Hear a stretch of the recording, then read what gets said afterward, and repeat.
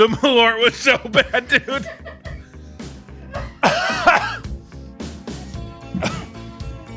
I didn't even feel the egg. It just went. What do you mean you didn't feel the egg? It didn't. I didn't even feel the egg. All right. Well, I guess I gotta go now. No. You want me to record you? No, I don't need to be recorded. I think this will be the recording. Is it going? Well, yeah. This Was is that going. whole thing going? Yeah. Oh, fuck me. No, it's good that's for both. good. That's good. Yeah. I didn't even feel the egg. Okay. The Malort. It's the Malort. Well, it can't just be the Malort. It was the Malort. Does it not mix well with Chang? I get you out here. Let me. No, the refreshing Chang was beautiful. Let me catch up with you here. The Chang was. Yeah, We used to be beautiful, man. Okay, so it's Malort, and then you put it in, then you pour the beer in it. I pour the beer. Let me get back on mic.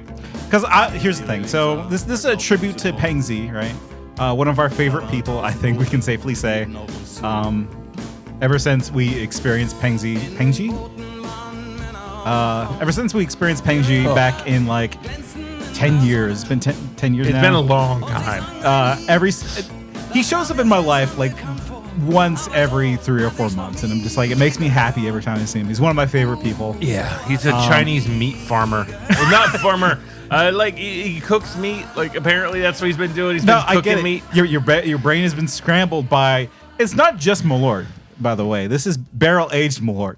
So yeah. So yeah, when I said my best friend got me as president, it's kind of like it's a joke, but he paid the extra $6 for barrel aged Malort. Yeah, for whatever reason, they were all sold out of Malort. College kids love Malort. They can't get enough Malort. Malort. Well, here, give me the shot glass. I'm gonna get this. What are we calling this drink? By the way, Chem. What is that? Chem. What is this? Chem. So Chang egg Malort. Okay, the Chang egg Malort. This is our object of penance. But this is an especially bad object of penance. Yeah, right. Well, no. Like the worst part is honestly, it's the Malort. Like, can I change the order of operations here? Because I think it would be better if I pour the Malort shot first, and then place that in the drink. Yeah, and then pour the beer on top of it. Yeah, that will be better. Okay. Another thing I noticed is that you poured your egg into the shot glass. I didn't mean to do that. Okay, so I'm just gonna place it in the middle, right? Because I think you're daintily placing the Malort into your stein. Yeah, and then you just kind of pour it in. The foam is important, I think.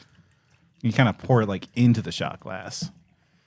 I did not mean to have the egg land in the shot glass, but that was a Malort infused egg. Whoa, I shouldn't have had that for breakfast. No, like you should have egg for breakfast. What are you talking about? I mean a full beer. Oh yeah. Oh, that's so good. Gooey. Yeah. Here, I'll take it. Yeah, okay, I was gonna toss it. It's fine. Got it in my egg cup. Yeah. I kind of wish I brought a towel. Just wipe it on my pants, dog. No, it's good. So I should come up with like a Pengzi phrase. Well, his is "I'm a fat boy," Okay. or "Gumby."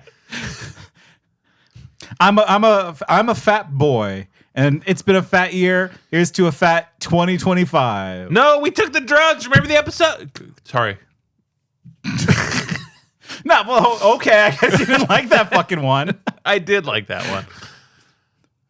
It threw off my game. Now to come up with a new one. Yeah. Here's to 4 of us.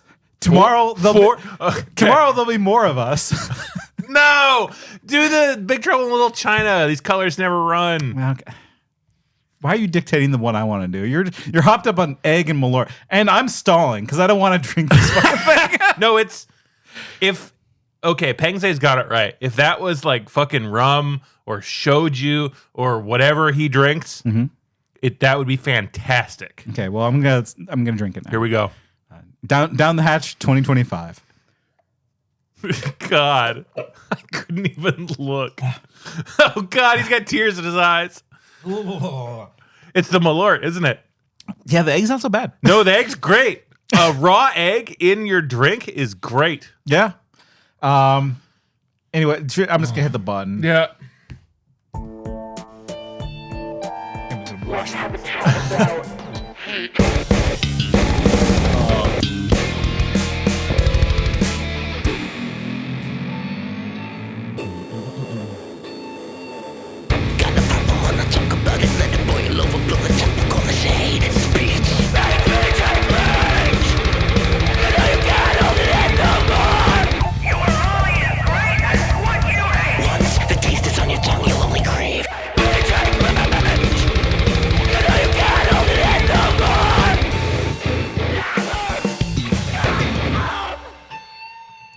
Damn, you timed that perfectly. Song just ended, big dog. Ah. Oh no. Okay. Yes. Hi. Here's the thing. I think you were playing it up. That was actually an okay drink. No, the Malort really got me. No, I think the Malort, like, you have to mix it in with the beer. I think you just had a shot of Malort inside of a beer. Yes, I definitely did. Yeah, you fucked that up. Because at first when I was drinking it, we're just having fun with bottle caps. No, like it doesn't matter. I'm not gonna explain what happened. No, like it was definitely like I was like, oh, this Chang fucking rocks, and then the Malort hit the back of my throat like a fucking missile. Yeah. How was that egg? I didn't notice it. It was great though. Like I would do it again. Yeah, it's like an egg in a Chang. Yeah, I never thought about how flavorless an egg is when you're drinking it, but I honestly, between you and me and our bevy of listeners, I'd never had a raw egg before. Not like that. Really? Like I've had the egg white in drinks, but I've never just sucked down a raw egg.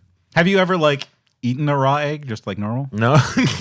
What do you mean like normal? Well, like, you know, you got like, listen, you get the little egg cup, you crack it open, you get a straw. I lived in the Orient for a while. Whoa, no, we don't call it that. It's called the Celestial Lands. That's right.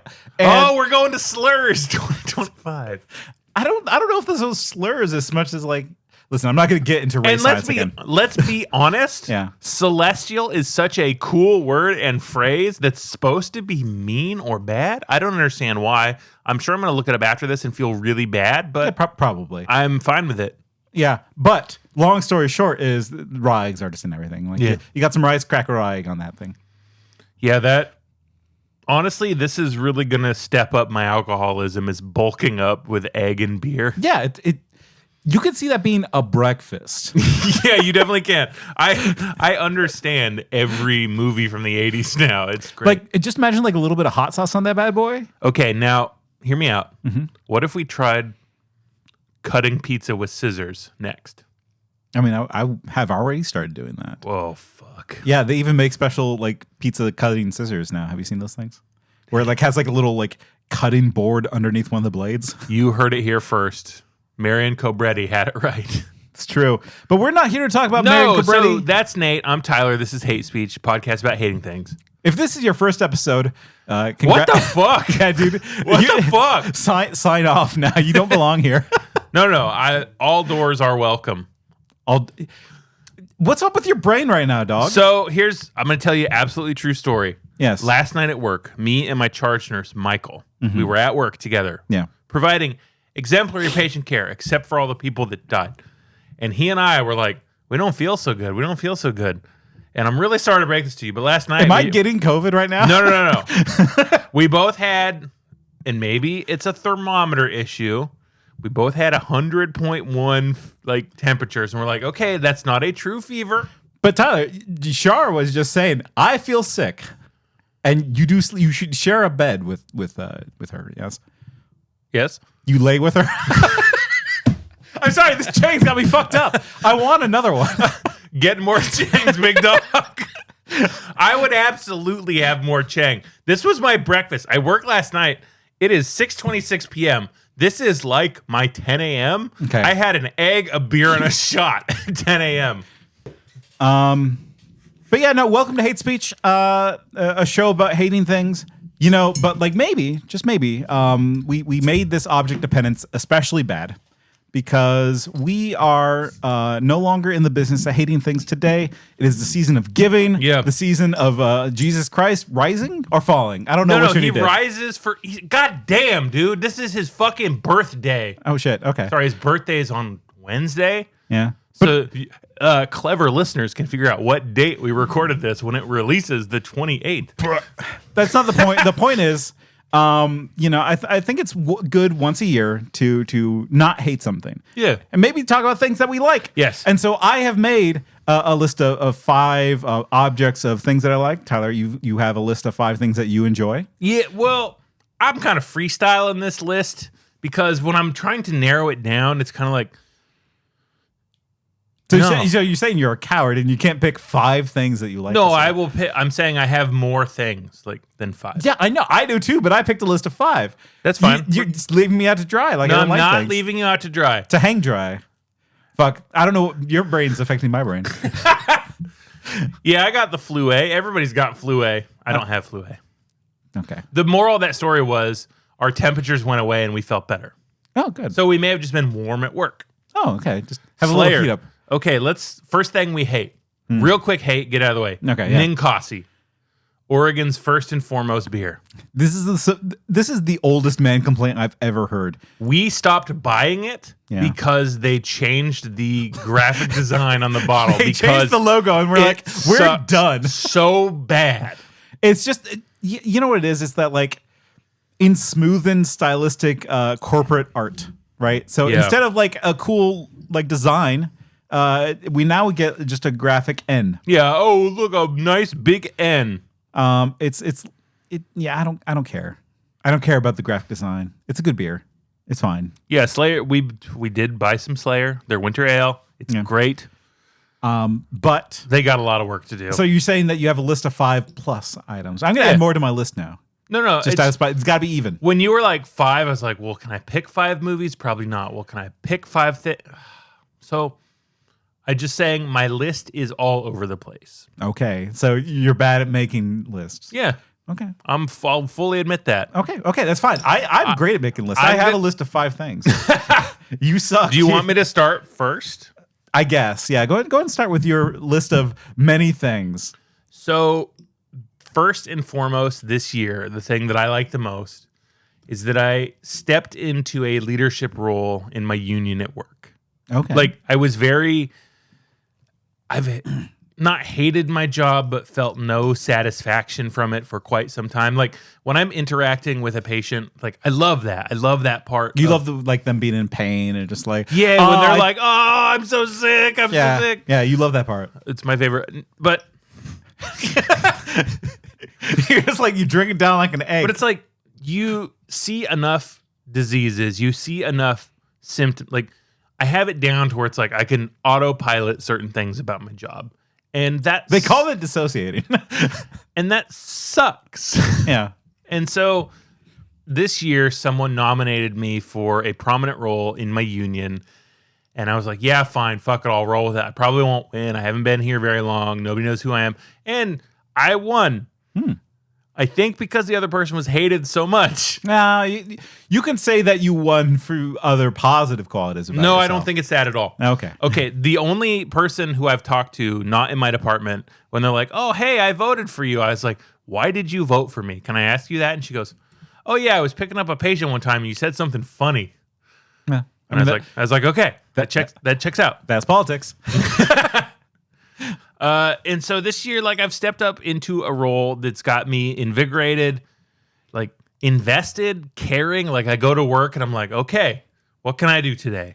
Yeah. And that, honestly, that feels good because like spending a majority of my time around the sick and dying is a fucking bummer most of the time. Yeah. But trying to build a better workplace for the people I have to do that with kind of feels good because it's like I've had all these ideals like, oh, I'm a pro-labor cool guy, wah, wah, wah. And now I kind of have to fucking walk that talk, and that's been a lot of fun.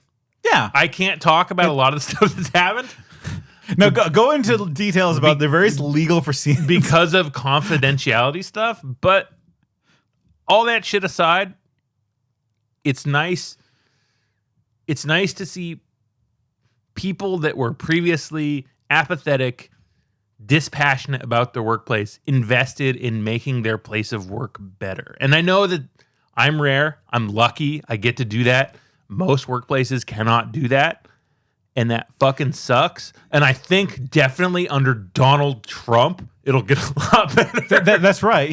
We've never had a more pro-labor president than Donald Trump. Well, I mean, here's the thing: is that like there was some infrastructure there. You had the support, right?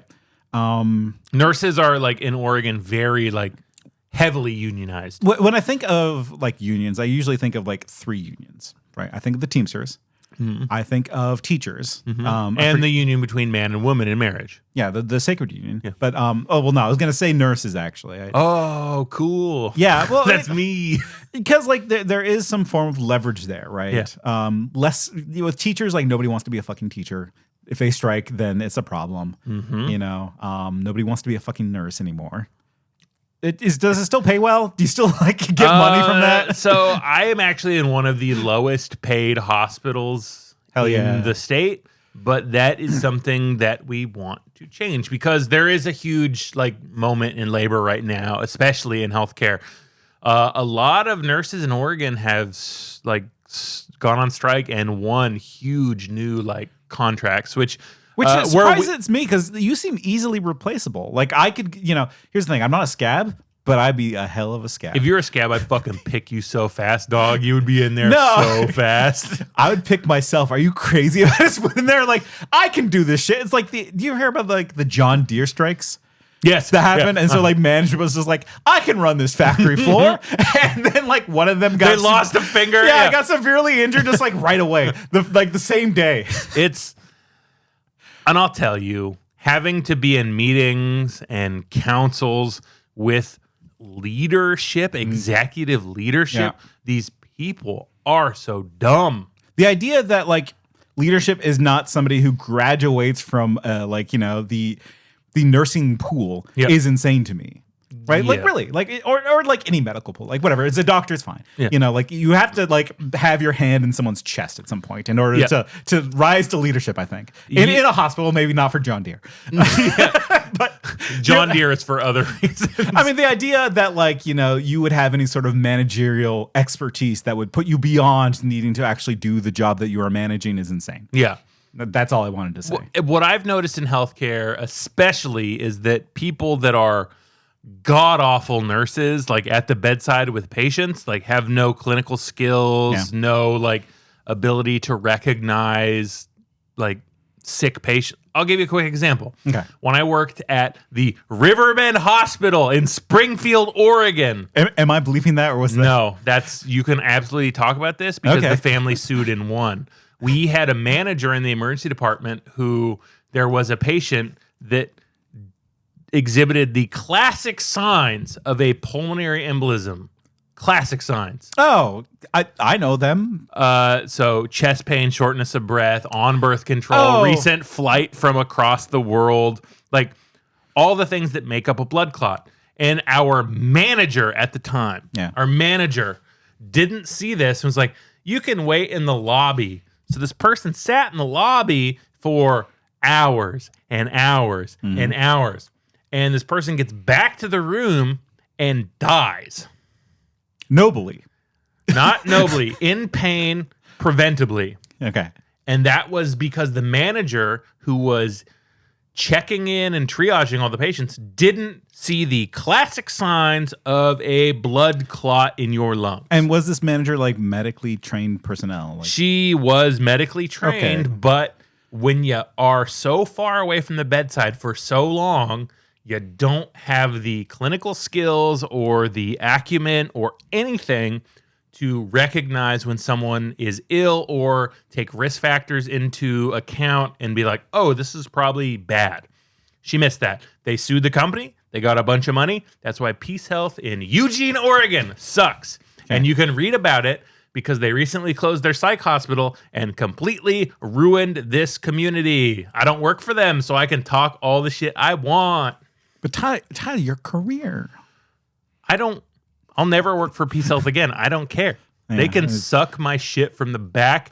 I've watched horrendous things happen there. I saw the manager kill a fucking 19-year-old girl. Okay? Yeah. I watched it happen. We were like, what were you doing? That was her name. Not the patients. That was the manager. Bleep that manager's name. Okay? That's fine. And like, that's a huge miss. That's bad.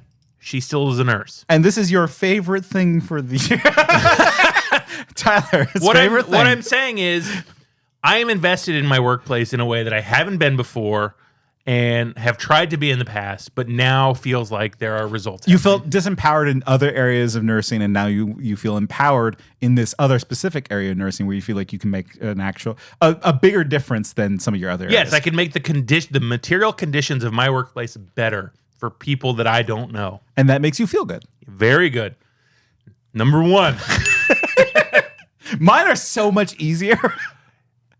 I mean, like, I don't have any, like, conceptual things. It's mostly like, Slayer's pretty good. But you know, it's fine. I'll balance it out because mine are not in any particular order. By the way, these are just like things I enjoyed. No, I'm powered by Malort Egg and Chang, my chem. So I'm just kind of freestyling. Yeah, okay. I'm like the Coke freestyle machine of this house. You push a button on me, and something's gonna come out. Okay.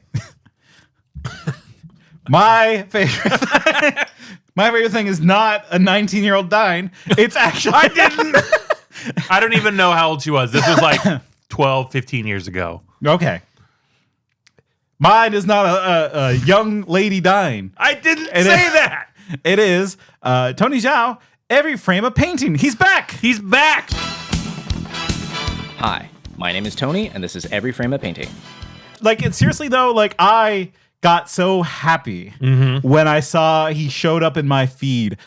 So Every Frame a Painting, if you're not familiar with Every Frame a Painting, it is a YouTube series. And I know I'm sorry for starting this list off with a YouTuber, but when you said series, it triggered my iPhone. Just Siri. Oh, excellent. But like Tony Zhao, like there aren't many things out there that kind of like I defer their experience to, right? Like, or rather, like, there's people out there that like I respect truly, and it would take a lot for me to kind of question their opinion on things.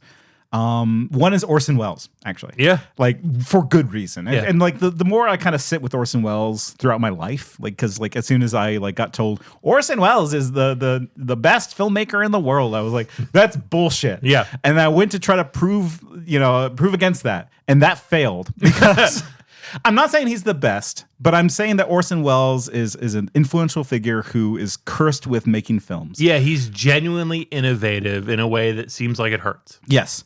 I'm not saying that Tony Zhao is that, but he is that style of person where everything that he comes out with makes me realize that I'm bad at studying film sometimes. Like, that this idea of the way that he analyzes film specifically through his angles of editing, because he sees himself primarily as an editor. Because he is an editor. Right. It frames it in such a way that I have realized that like I've been studying the medium of film wrong, where like I'm focusing more on the image and the frame and less on the way that those are connected. Yes. And the way that like, cinema is this kind of thing that is less about a cool shot and more about how those cool shots are connected together. Yes. In fact, like I just read like a couple months ago, Scott McCloud's book on comic books. I don't know if you're familiar with that. It's like on comics. Or something. The real name is Understanding Comics: The Invisible Art. But it's this idea of like that cinema is about moving images in the same way that comics are about sequential art. If you want to talk to a real comic book nerd, they'll call it sequential art, and you want to punch them. I know a real comic book nerd. I don't think I've ever heard him say that. Yeah, well, I mean, but hey, Sean, you could say that if somebody told you I'm big into sequential art and they were talking about comic books, you would want to punch this person. I would probably do to him what did to that 19. You gotta bleep her name. Yeah, but the bleep is funnier. They'll know who that was. Yeah, bleep lady. But like, anyways, back to Tony Zhao. He's back, and he still got it. Yeah, which he does. Is like made me so happy. And it's like those small things in life where like somebody who you thought like stopped doing what they were doing, and when they come back, you're just like, thank God. Yeah. Especially when it comes to film study, because like I've got a film degree. It's a bit now. It's like our Return of the Living Dead thing. But honestly, like getting that degree was a bit.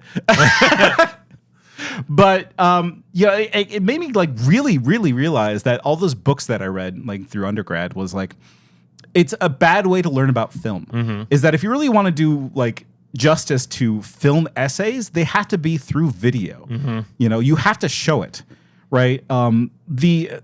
My favorite one of his essays was the one that he did about Marvel music. Okay. Right? Where I have a different favorite one, but yeah. No, I'll talk about it next time. There's a lot of favorite ones. Yeah. I guess, listen, there's many favorites. The one that was just in my head right now. I will share mine when you're done. The one that I think about the most is the Marvel music thing because you can see it. And you can see how music got bad at a certain point because filmmakers had access to, through digital editing, to sub in music that they think would sound cool instead of like trusting it to their colleagues. And that's why all Marvel music sounds like dog shit. Anyways, watch it. I'm glad he's back. He did one recently on Billy Wilder. Yes. That was really good. Again, about partnership, about like he always writes with another writer because it's all about dialogue and you can't stick in your head to get human dialogue. It's why Quentin Tarantino's movies all sound like all these characters are just Quentin Tarantino in a different skin. It's because he doesn't write with another person. And it's why all like comic book movies are self-effacing, self-aware, self-ironic. Yeah, Joss Whedon movies sound like all the characters are Joss Whedon. Yeah. So I will definitely recommend Tony Zhao as well because unlike other YouTube video essayists, they're not 6 hours long. Sean Vids, Nate Bomber guy, they're like 3.5 minutes. And one of my favorites, because like you're right, it's hard to pick a favorite. I really like his video essay on Drive and about the quadrants of storytelling that you can get in a single frame because it's no secret that Nate and I are movie guys. Like we think about, we watch, we dig into movies probably more than most normal people. Do you ever do the thing where you are bored and you replay a movie in your head? Yeah, I do. I do that sometimes. I do. And like even the worst movies, you can usually find something endearing or creative or clever or just something fascinating about them. Yes. And to learn why, I would recommend his video essay. It's like 4.5 minutes long on the movie Drive from like 2011, 2012. Yeah. Because one, that's one of my favorite movies, and I know how that sounds. It's new movies can be good, but it's 2011 movies can be good. No, like Drive has sort of become a meme joke for like, oh, guys love the movie Drive because it's like Fight Club for Zoomers. Whatever. Drive is a fucking fascinating, incredible movie that says a lot with it's very quick, expedient. It's probably Die Hard Man's, is that his name? No, the Heart Attack Man from Death Stranding. What, Bruce Willis? No, Heart Attack Man from Death Stranding. Nicholas Windig Refn. I think that is Die Hard Man. Okay, that's his probably his best movie. And after watching Drive, I went back and I watched all the like Mads Mikkelsen Pusher movies. I watched Valhalla Rising. Like I watched all these Refn movies. I watched the fucking Thailand one. Only God Forgives. I don't know. You went deeper into Drive than I did. Well, it was like, I was like, this movie is fucking incredible. And then I started to dig into why I liked it. And Tony Zhao distills it perfectly. Like it's a masterclass in storytelling using just the picture. Once the shots move closer, we get two characters short-sighted like this, with tons of space behind them. Even though they want to talk, there are other obligations. Once the two men confront each other, notice that they occupy the same quadrant, with their eyes in the same spot, because they're fighting for the same position. Meanwhile, Irene is framed top right or dead center, the object of their affections. Yeah, I mean, like, he is a master at dissection, I think, right? Like, that's what I'm saying. He's like a masterful editor, because editors, they don't, like, you know, he rarely, I think, talks about, like, lighting and setup. Right? Instead, he talks about the things that he has control over as an editor. Anyways, highly recommend. They're short. Go watch them. Yeah, they're super short. You can get through the whole YouTube channel in like 50 minutes. Yeah, but they like, rock. But they're dense though. Like I think of them constantly. Yeah. No, the Marvel music one it will change your mind on movies completely. Yeah. Because let me ask you, listener, can you hum right now a theme from Black Adam? Or don't do Black Adam. Nobody watched that one. We watched you it. You got to pick like Avengers. Yeah, can you hum the Spider-Man Homecoming theme? Yeah, there you go. I can't. I can still hum the fucking Hans Zimmer Batman music. Yeah, you know, the great thing about like this experiment that we're doing, because normally we don't talk about things we like, except for the last 2 podcasts. But like, I think that Marvel movies are on the list, and we need to talk about them because, oh yeah, you know, like they've committed so many mistakes in culture, but like that's not what this is about. This is about Tony Jaa. Go support him. Yeah, he rocks. He rocks. So Tyler, you're up next with the thing you like. What do you got? That leads us into movies, right? Sure. So Drive. You're done. So I guess. So number 2, Drive, 2011. Excellent. Ryan Gosling, Nicholas. No. I this year made it a goal every single month to cross off at least one classic, well-acclaimed movie I haven't seen, and it has been because like. I watch a lot of movies, like a lot of movies. You know. A lot. Like if you have a number in your head, add probably 6 to 8 more. When's the last time you watched Seventh Seal? I've not seen Seventh Seal. Oh, see, I picked one I knew you haven't seen. Yeah, I know. But I did watch Stalker. Okay. Stalker's good. Did you watch it? I watched part of it, and then like I realized the dub was off. Oh, yeah. And I was like, I can't. It's on HBO Max. It's great. Okay, I'll go. No, Stalker was incredible. I shouldn't have watched that on a plane. Yeah, but fine. Also it kept me so engaged in Stalker that I wasn't focusing on thinking I was going to die. Call back to plane episode. Don't. No, so this year, like I did that, and I crossed a lot off my list. Like I had not seen The Exorcist. Incredible. I can't believe you haven't seen The Exorcist. I had not seen Sorcerer. Incredible. Sorry, I'll pick a non-Friedkin movie next. No, like Sorcerer was amazing. I had not seen Blowout. Blowout fucking rocked.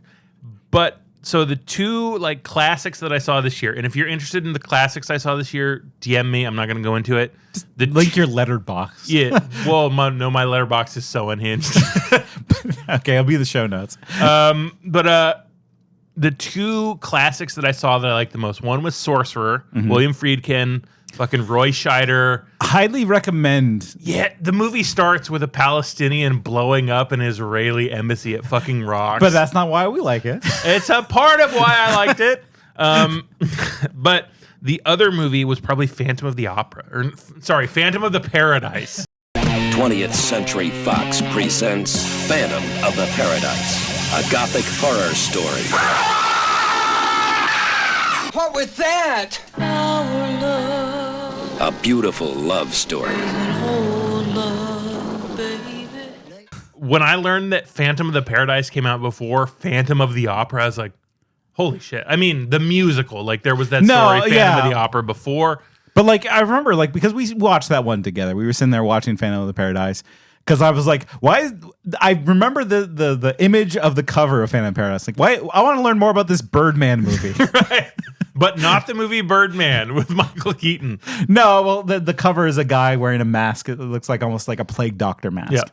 And I was like, we should watch Phantom of the Paradise. And you were completely on board. Yes, I've been waiting for you to say this. Yeah.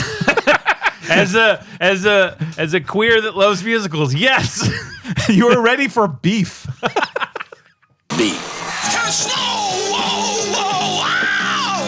Man, you better get yourself a castrato for this. Well, we're a big beef household. We are beef hounds in this house.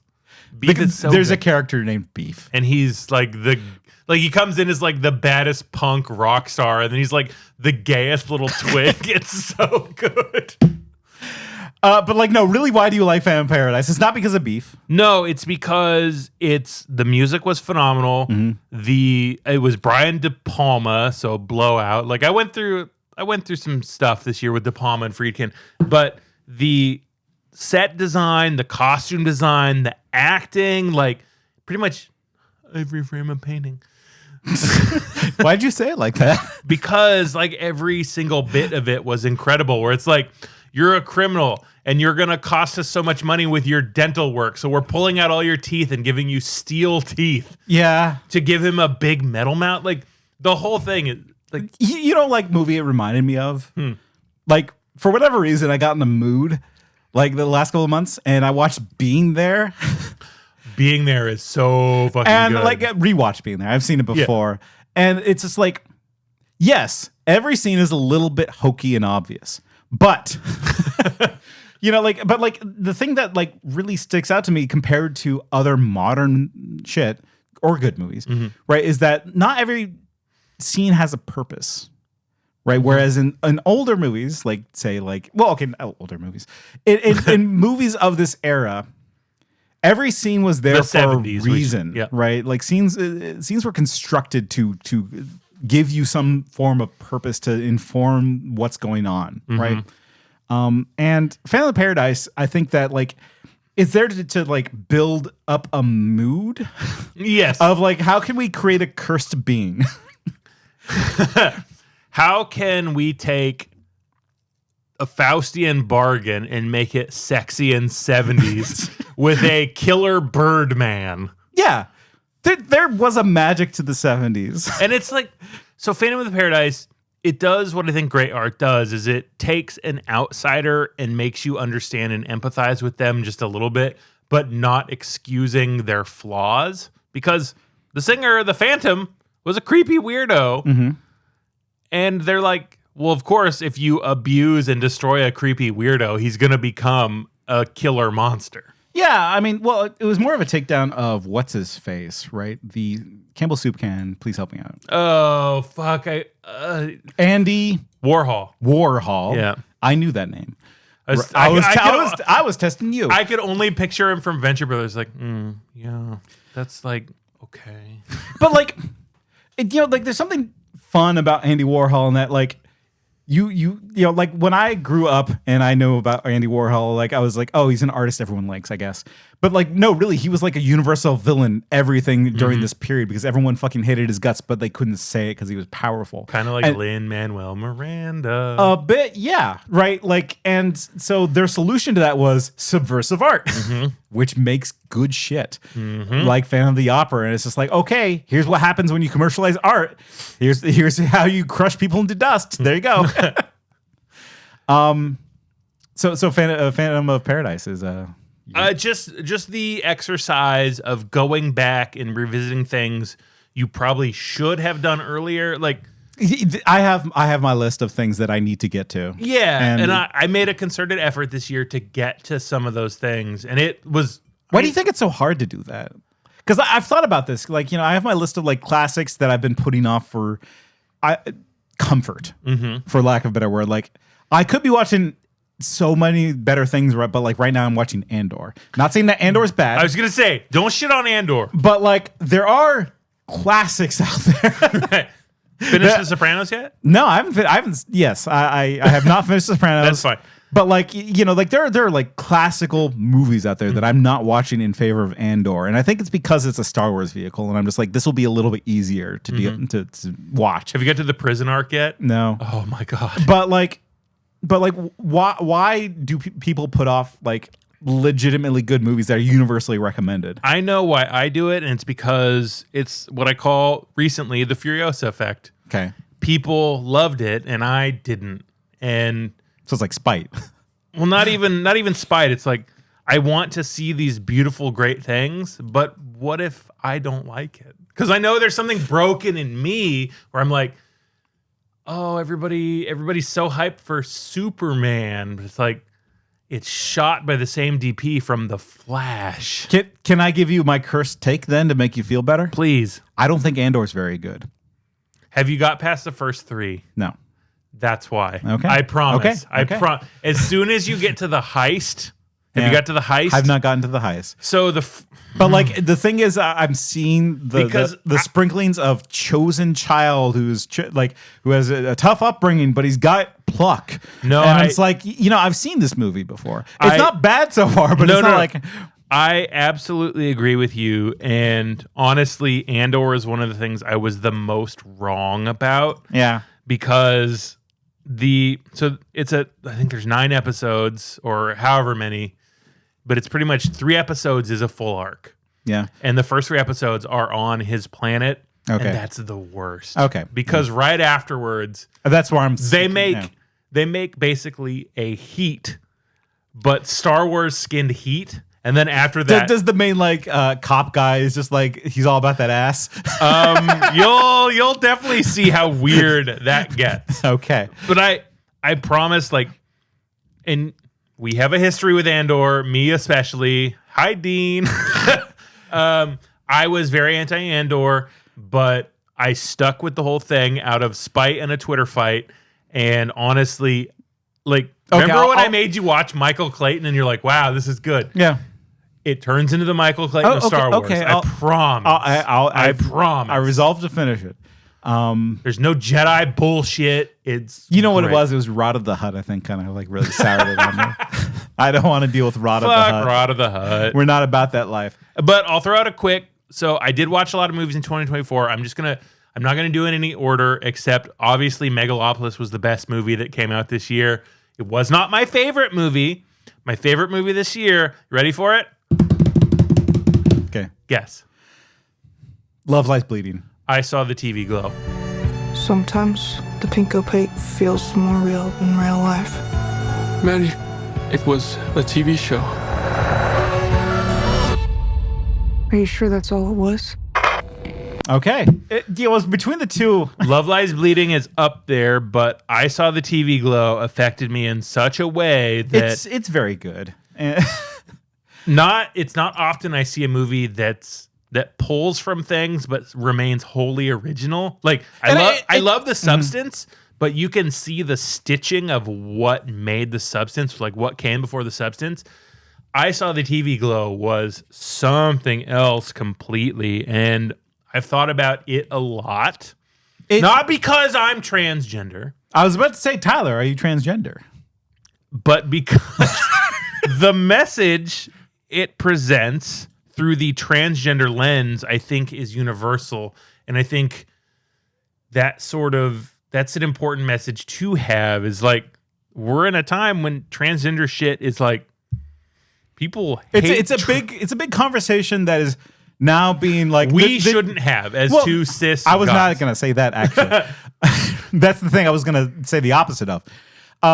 Is that like it's become a conversation that's kind of been pushed aside by its former defenders. Yes. And so it's like, okay, now's actually the time to talk about it. Mm-hmm. And like I saw the TV glow also, like it pushes forward a narrative that it trusts the viewer to understand.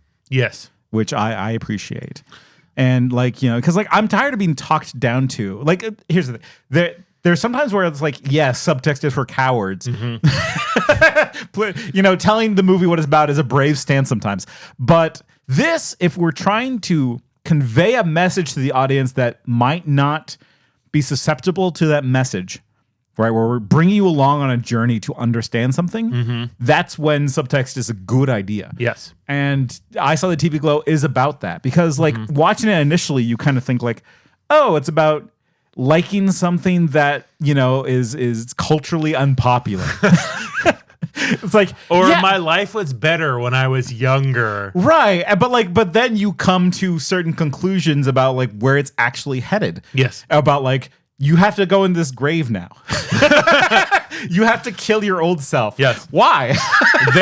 There is a pain and static inside you that you have to rip out. And if you don't do that, you will live in misery forever. Right. You can't lie to yourself. And if you do, you will end up at the end sad. Yes. like that was probably my favorite movie of the year. I've listened to the soundtrack a lot. I've thought about the movie a lot. Well, the anthem of an 18-year-old girl has been on like the rotating sad track for me for a while. Yes, and it was definitely targeted to you and I specifically, not because of any of the demographics in the movie, but because we're in our late 30s and the director is also in her late 30s, their late 30s. Like, it's playing on the nostalgia that we had watching Buffy the Vampire Slayer, Pete and Pete, who make a cameo in the movie, horrifyingly. They're just people, man. This is scary. But it's not going to hit younger trans people in the same way that it hits people who are entering their like midlife or late midlife who think, oh, maybe the life I've chosen isn't exactly true to who I wanted to be. And if that's not a trans message, I think that's a pretty universal message for aging because well, I mean, if we're talking aging, that is the substance. I don't think that's I saw the TV glow. But like I just mean like they have similar messages. They do have similar messages. Although I'm going to throw out a couple other 2024 movies that I think are 5 out of 5. Your list is. I need to catch up so hard. No, you really don't, because I watched so many movies. I watched probably at least between 10 and 25 movies a month. It's disgusting.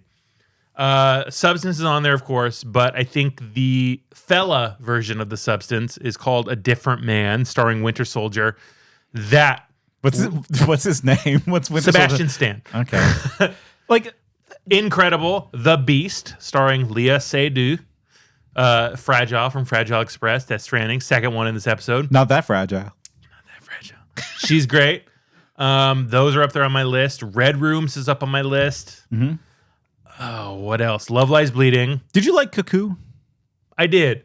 I thought it was not as great as some of the other stuff this year. It's in the same category as Long Legs for me, Yeah. where it's just like you were so close. I think, honestly, Strange Darling beats out both of those by a wide margin. Yes. Yeah. Oh, yeah. I love Strange Darling that's on my list. Most people haven't seen that, but that's all I'll do for movies. Okay. That's more than your number 2. I've a couple I need to catch up on. No. That was just mine of like doing classics. But this is the end of year Cheertacular. We can go long. Okay. Are you ready to talk about anime?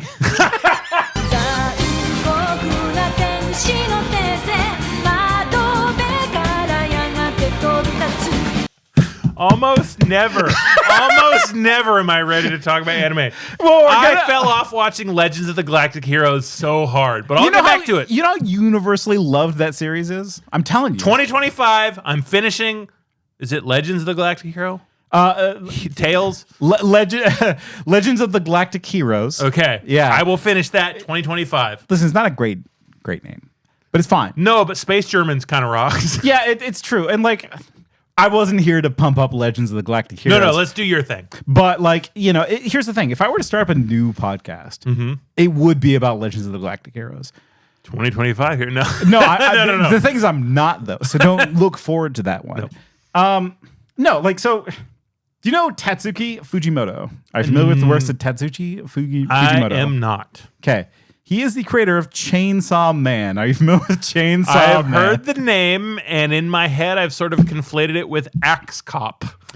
Don't. I know that's wrong, but that's fine. And so, like, I'm not here to talk necessarily about Chainsaw. Well, okay, I picked the author specifically because there's two things I kind of wanted to talk about, the things that he's done.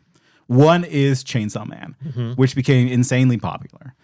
Lots of people love Chainsaw Man. It's a big hit. Everyone reads it except for you. You don't. I'm sorry. You don't like it. I don't know why. Because when I got all the Akira fucking mangas, I had to read them backwards, and it made me sad. Yeah, no, it's hard. Actually, no, it's funny. I've been reading the Flintstones, and so I've had to switch to like reading it the normal way. Oh no! And it kind of threw me off a little bit. So I know what that feels like. Because like here's a confession time. Like, I'm a secret like anime guy sometimes. I know. Yeah, and I support you. That's a weird thing to say to something that's normal. I think it's very normal. It is very normal. It is very normal. Thank you. I agree with you. I feel normal for you saying that. I realize that now I'm the outsider who's like looks at anime and like, ugh. Well, here's the thing. 90% of anime is dog shit. One of the things I crossed off this year on my list of classics was Perfect Blue, and it was one of the better animated things I've seen in a long time. Go. The thing that gets me is that some people love all anime, and that's insane to me. That you have a fetish, right? Like, is that like most anime is kind of bad in the way that like most anime is kind of perverted, right? Like they're really trying to like say, this is a serious story, but also here's like a 14-year-old girl who's actually in the body of like a 9,000-year-old wizard, but it's okay though that her tits are out, right? Like it's fine that you hear the cartilage crack when you have sex with her. That's normal. Wow, that makes me feel uncomfortable. That's how I feel talking to true anime heads. But like that's what makes me feel uncomfortable when I'm watching something like this. this isn't for me. This is for a pervert. This is somebody who has an uncomfortable relationship with sexuality. Yes. Which is what Chainsaw Man is about. Okay, here we go. Because Chainsaw Man is a story about what it's like to grow up dreaming of toast. Okay.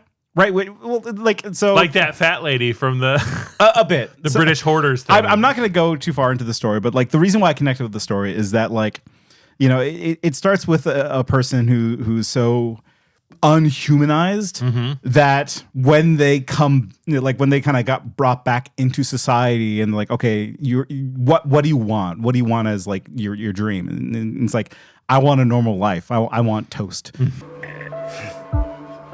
I want you to live a normal life and die a normal death. But like it's this discovery of like what it is to want things. Okay. Right. And it's kind of like, you know, it takes a somebody who doesn't quite understand what normal life is and that discovery process of what normal life is. Okay. And so I bring up the sex thing because it is kind of important. What turns people off from it is that he's in love with a 14-year-old. No. No, it's okay, and here's why. No, it's fine. It's a good story. No, is that like, you know, like one of the motivating factors early on in the story is that he wants to touch a boob, but when he touches the boob, he's like, this means nothing to me. Actually, I don't like this. No, it's just like I don't like that because I don't know this person. Right. I'm not romantically connected to this person. And what he really wants is family connection. Okay. Right. And what he really wants is like, you know, is very simple things. And it's this kind of like discovery process of what it's like to accept normal things, but also know that you are so fundamentally broken as a human being, is that what your normal is just so different now that whatever quest you have for normality is just going to end up wrong. I haven't, like, cried at all. I was pretty damn sad when Pochita died. But I don't feel nothing for Himeno. Huh. She was the first person ever who called herself my friend, too. Am I a stone-cold piece of shit? That's Chainsaw Man 1 for me. Okay. Chainsaw Man 2 was forced into existence because it became so because it was popular. Because it's so very popular. And that's where things go wrong, right? Usually. You know, probably why Squid Game 2 is going to suck. I was just about to bring up Squid Game 2 because the creator of Squid Game 2 is like, I don't want to be doing this. I'm forced to be doing this. I think I might have done a good job, but like if it's bad, it's because I didn't want to do this. And you see that so often where something becomes success and or 2, I think is going to be bad, even though Andor 1's probably fine. Andor 2 is this thing that feels forced into existence because of Andor popularity. 1 is not popular. Okay, but I get what you're saying. Yes. Forced continuation is usually terrible for anything. Right. And so, especially for Chainsaw Man, because it had a conclusion, like it ended. Like it had like the hard ending. Right. But they continued it on and it landed in a way that is a bit hard to describe here. And because like there are two ways to have the continuation story. If I had to pick a movie, my favorite movie of last year, it would be Matrix 4. Oh, yeah. Was that last year? I think it was 2022. It doesn't matter, right? Like, because like it was the perfect example of how do you make a movie of something that was forced into existence. I would argue that's one of the best movies of the decade, Matrix 4. It's really good. Yep.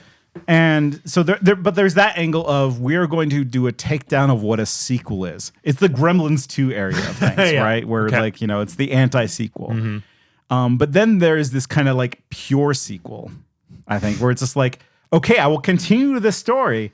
You're not going to like where it goes because the main character is not the main character anymore. Okay. All right. Right. The Metal Gear Solid 2 of here's Raiden. Yeah, but they do bring Big Boss back, don't they? That's But the point of the story is like, okay, this character arc has ended, and so we're still in this universe, but we are moving on into this new character. Which is what a lot of huge franchises have never learned. Yeah, and this new character is kind of living in the shadow of Chainsaw Man. But really what I came here to talk about with is Tatsuji Fujimoto. Okay. Is Look Back, because that is the movie that just came out fairly recently. It's the new thing that has come out, although it's been around for a while.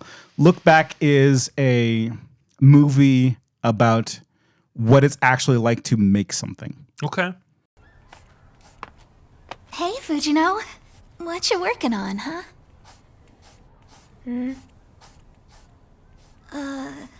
Skeleton for practice.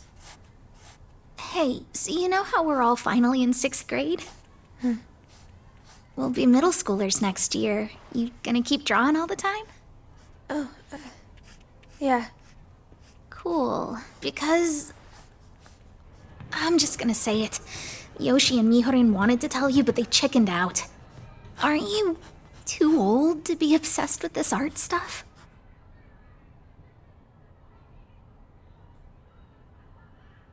Cause it's like, whenever we hang out these days, you bail on us. Even when you do hang out, you're just drawing the whole time. If you don't stop, when we get to middle school next year, people will think you're some weird otaku.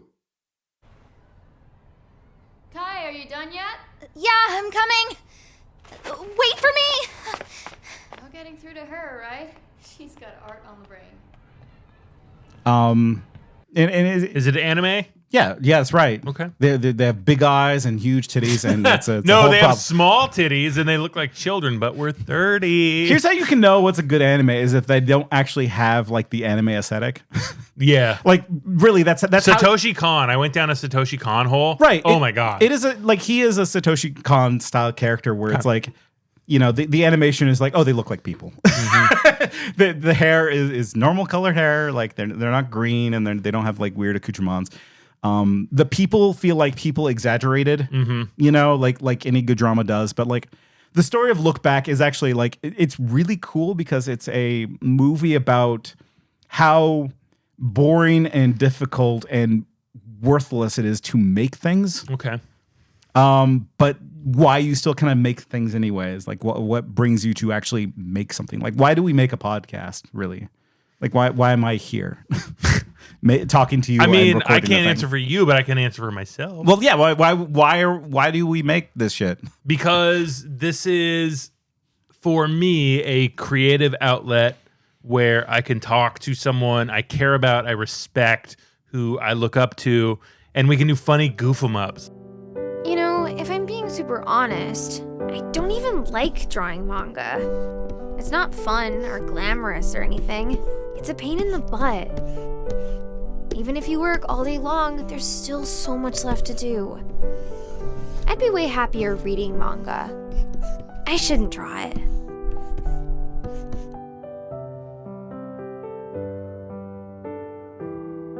Then, why do you draw, Fujino?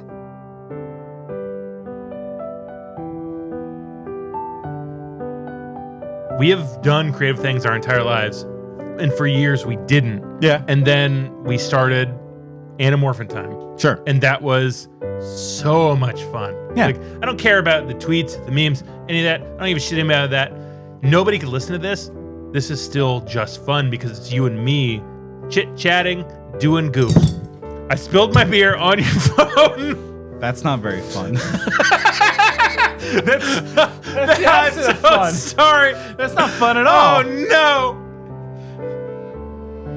No, the point, I get what you're saying. The point of making things is that you're driven to make a thing. Like, you have the passion, you have the intention, you have the drive to create something. Like, you have these things in yourself that you need to get out. Yeah. And so Look Back is the animated version of Whiplash, where it's... I fucking love Whiplash, dog. Yeah, Whiplash honestly is up there in one of my favorite movies because it's a painful process to do this shit professionally. Mm-hmm. If you're not aware, listener, I've been working part-time for the last year. Editing Indiana Jones. That's right. Indiana Jones? Part-time. Yeah, that's right. And so like why I've been doing part-time, because like, I'm off there making a video game. I released a video game. Guntress on Steam, go get it. Don't actually. Why? Well, because it's not good. Like that's what Look Back is about. Is that like, you realize that there's a long journey ahead of you. And you're going to be actively discouraged to go on this journey. It's a bad decision, both for yourself and people around you. It's isolating. It's discouraging because these ideas that you have in your head, they don't necessarily come out right. When you start making something, it comes out as this kind of malformed fetus that you do realize, like, you do have to kill this thing. Actually, it's not very good. and that was kind of the experience of the Guntress. And Look Back is the like understanding that you're cursed to do it anyways. I'm sorry. Okay. It's because like going back to Orson Welles is the thing is like he was famously asked, I don't know if it's famous. It sounds better if you say famously. He was asked like, hey, should I make movies? And he said, absolutely not. My life would be so much better if I didn't make movies. And I believe him actually, because this idea of like me going off and making video games is a bad idea. Objectively. And I get asked about it, from friends and family a lot of like, why are you doing this? Not by you. I don't know why you I support you. Well, I see the drive inside you to do a thing you want to make, and to not support that or to question it, it's just stupid. I trust you. Yeah, but like if I won the Powerball, I would give you whatever you needed to make your thing, like to just do your thing independently. Not with an expectation that I get anything, but because you need to make that thing. That's very nice. It's not a thing that can be solved with money. Well, I know, but I'm saying if you didn't have to worry about money, you could focus on your thing. True. And that's, to me, that's more important than anything. Like, I'm not going to say, why are you doing this? Why are you doing this? Because like, you don't ask me, why are you going to that union meeting fucking 4 times a week when you're not even scheduled and you don't even pay for it? Because it's a thing I'm compelled to do. Right. But it is a curse. Yeah. Like, it's negative. And but the thing is like, I'm gonna have to circle around back to Look Back because you do it anyways because you do have to live your life at the end of the day. Yes, I could actually just go and work for Raytheon. Halliburton, Raytheon. The recruitment letter I got from the FBI. I could go off and work for any of these companies and make much more money than I do currently and solve so many problems in my life. But I don't, because I know that at the end of the day, if I didn't, I would still like end up doing things on the side. Like, it's not even a question like if I did it, like, I'd regret it for the rest of no, like I would still be doing it. It would just be doing less of it, and I would do it like worse quality and feel worse about it. Like I can't stop. I'm sorry. It's fine. I support you. Yeah, that's right. What are some of your big regrets? Big regrets? So I suppose that I fell in love with movies. You could fall in love with a girl and have her ruin your life. And I fell in love with movies, and I have done less in my life than I would have if I hadn't. What would you have done had you not fallen in love with movies? I don't know, but something that didn't take so much time and cost so much in money and energy and everything else. I can't change this condition of love, but I think I would be better off without it. I mean, and so like, Look Back to me, like the thing, okay, looking at my list as a whole, it's a list of like creating things, right? Tony Zhao is a YouTube channel about what it means to make movies and analyze movies and what it means to be authentic to making a movie, which is again why I like the Marvel one so much, because it's about like, well, they're just kind of filling space and not trusting musicians to create music for them. And Look Back is to me is this movie about reflecting on why you're doing the thing that you're doing, even if you currently hate it. Because that's also the secret about like sitting down and making. Like I added this podcast, and sometimes I don't have fun doing it. Like what? Yeah, this one's gonna be long. Sorry. Well, it's an hour so far, so we're good. Yeah, But- we're on number 2. It's true. But even like throughout the entire run of Anamorphine Time, like, yeah, there were times where like, I don't want to be doing this right now. Mm-hmm. And whatever creative endeavor you are doing currently, I'm speaking directly to you, the listener, The creator. is that there will be plenty of times where it fucking sucks and you don't want to do it. And I'm not saying that it'll even turn out well if you finish it. I'm sorry. Yeah, we're looking at you, this guest from our podcast. I'm not going to say any names. Okay. But at the end of it, like, if you can do anything else, like, do that other thing. If you can't do anything else, then nothing I will say to convince you otherwise, so go forth. Yeah.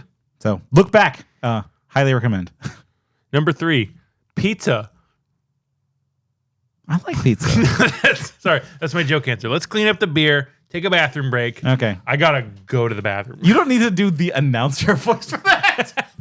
I do. I will just cut it out. Rosebud. Yes, rosebud frozen peas.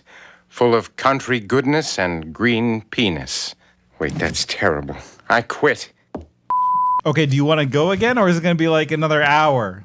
If you don't like my list, just say so. You know that Elton John also had a pinball machine? This is a year before he came out, and it's full of big-titted babes saying they want to have sex with Elton John. No, I got 3 more things left on my list. Here's a quote from the Elton John pinball machine: "Buzz them buzzers, champ," and she's well endowed. That lady got a big dick or what? This buxom babe says, "Feel them bumpers," because Elton John loves pussy. When I think of number 1 pussy lovers, Elton John, top of my list. Yeah. Do you want a simple one or you want a complicated one? Because one's very simple. Just, it's your list, man. I don't know. Pick it. The Yakuza series.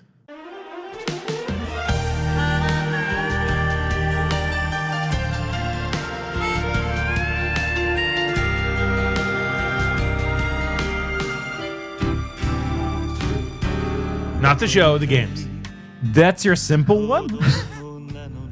Fine. Like, no, Yakuza is not a simple topic because we can go off on Yakuza if I we know want to do we it. could. Well, so this was. When did you start? When was your Yakuza journey? Yakuza 0 earlier this year. Like, beginning of this year. Yeah. I am in Yakuza 4 right now, so no one spoil anything. I did just pre-order the Pirate Yakuza Special Edition because it comes with a Majima flag. I'm sorry. I had to do it. Yeah. I don't. It's probably. Now's the time. It probably won't be good. I don't care. I'm going to have it. No, it'll be good. Well, it's got his cool back tattoo in the box. It's a black box, like embossed on it is his, like, demon face. It's The like, Oni, yeah. Yeah, Mr. Hanyo. Hanya man. So it was a toss-up between the Yakuza series and Sekiro, both things you urged me to do. I was thinking, like, if you come out with Yakuza, I'm going to bring up Sekiro because Sekiro to me is a kind of a magical game. I have not stopped thinking about Sekiro since I played it. Yeah. Like, it was probably the only FromSoft game that I immediately wanted to do New Game Plus. It's changed my perspective on games. Yeah, it definitely, because, like, for the longest, I tried it 3 or 4 times, like, this sucks. I hate this. Yeah. I hate this big giant who's tied to this thing who keeps killing me. Right. And I told you this year I was going to finish Sekiro, and you're like, you're not going to finish Sekiro. You'll never finish Sekiro. Because that's usually... You'll never finish Sekiro. You're not good enough. You're not the wolf. You'll never finish The Maggie Mask. You're never going to finish Sekiro. And I finished Sekiro, and I loved it. Can't believe Joe Biden didn't like Sekiro. Firecrackers. You gotta have firecrackers. Sekiro is a game I'm constantly thinking about. I'm not going to drag you into the cursed Sekiro dialogue, though. So. There's cursed Sekiro dialogue? So, Tyler. So, the 2 things on my list was Yakuza series / Sekiro, because they're both Japanese. That's right. We were just talking about Japan. Nippon. That's right. So, the cursed Sekiro dialogue is whether or not Sekiro is ableist. He He's missing a limb. No, because there's no difficulty changing settings. And so not everyone Okay. But there is an argument that is valid that could be made about Sekiro, which is not everyone could play Sekiro. Yes. Because Sekiro is intended for a person with a complete hand and digits. And if you don't have Which is ironic, considering Sekiro himself. It's true. And we're not going to get into that. No, let's do it. Okay, here we go. You people without arms gotta go. That's right. Right. No. But Sekiro is a very good game. Please play. But Yakuza is the thing that we have to talk about. Let me just wade into the Sekiro discourse. Don't. Come on. I'm trying to stop you. Real quick. People who make a thing should get to make the thing how they want. And if they wanted that, they would have put it in. However, we as a people need to make greater strides and be more accommodating to people for things. There's an approach that I subscribe to, which is, yes, of course, if people want to go in and just experience the game and not, go through the challenge of the game, let them, but also have the big message saying, this is not the intended experience. Right. And please be aware that this is, like if you're able-bodied, and you're playing this game and you're setting it too easy, just know that this is not the intended experience for you. Because the lesson of Sekiro, the lesson that I got out of Sekiro was that I can actually play and beat Sekiro. Yes, for sure. Right. Like that was one of the hardest games I've ever played. And there were times when I wanted to quit. Yeah. But I got to the last boss. And if you had the option to turn down the difficulty, would you have? If I had the option, absolutely I would have, but I'm glad that I didn't. Yeah.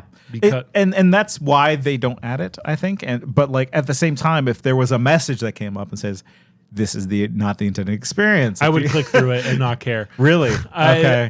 I know myself. Yeah, so we're just gonna make it about Sekiro. We're not gonna make it about Yakuza. Yakuza, love the games. I'm obsessed. No, we should talk about Yakuza though.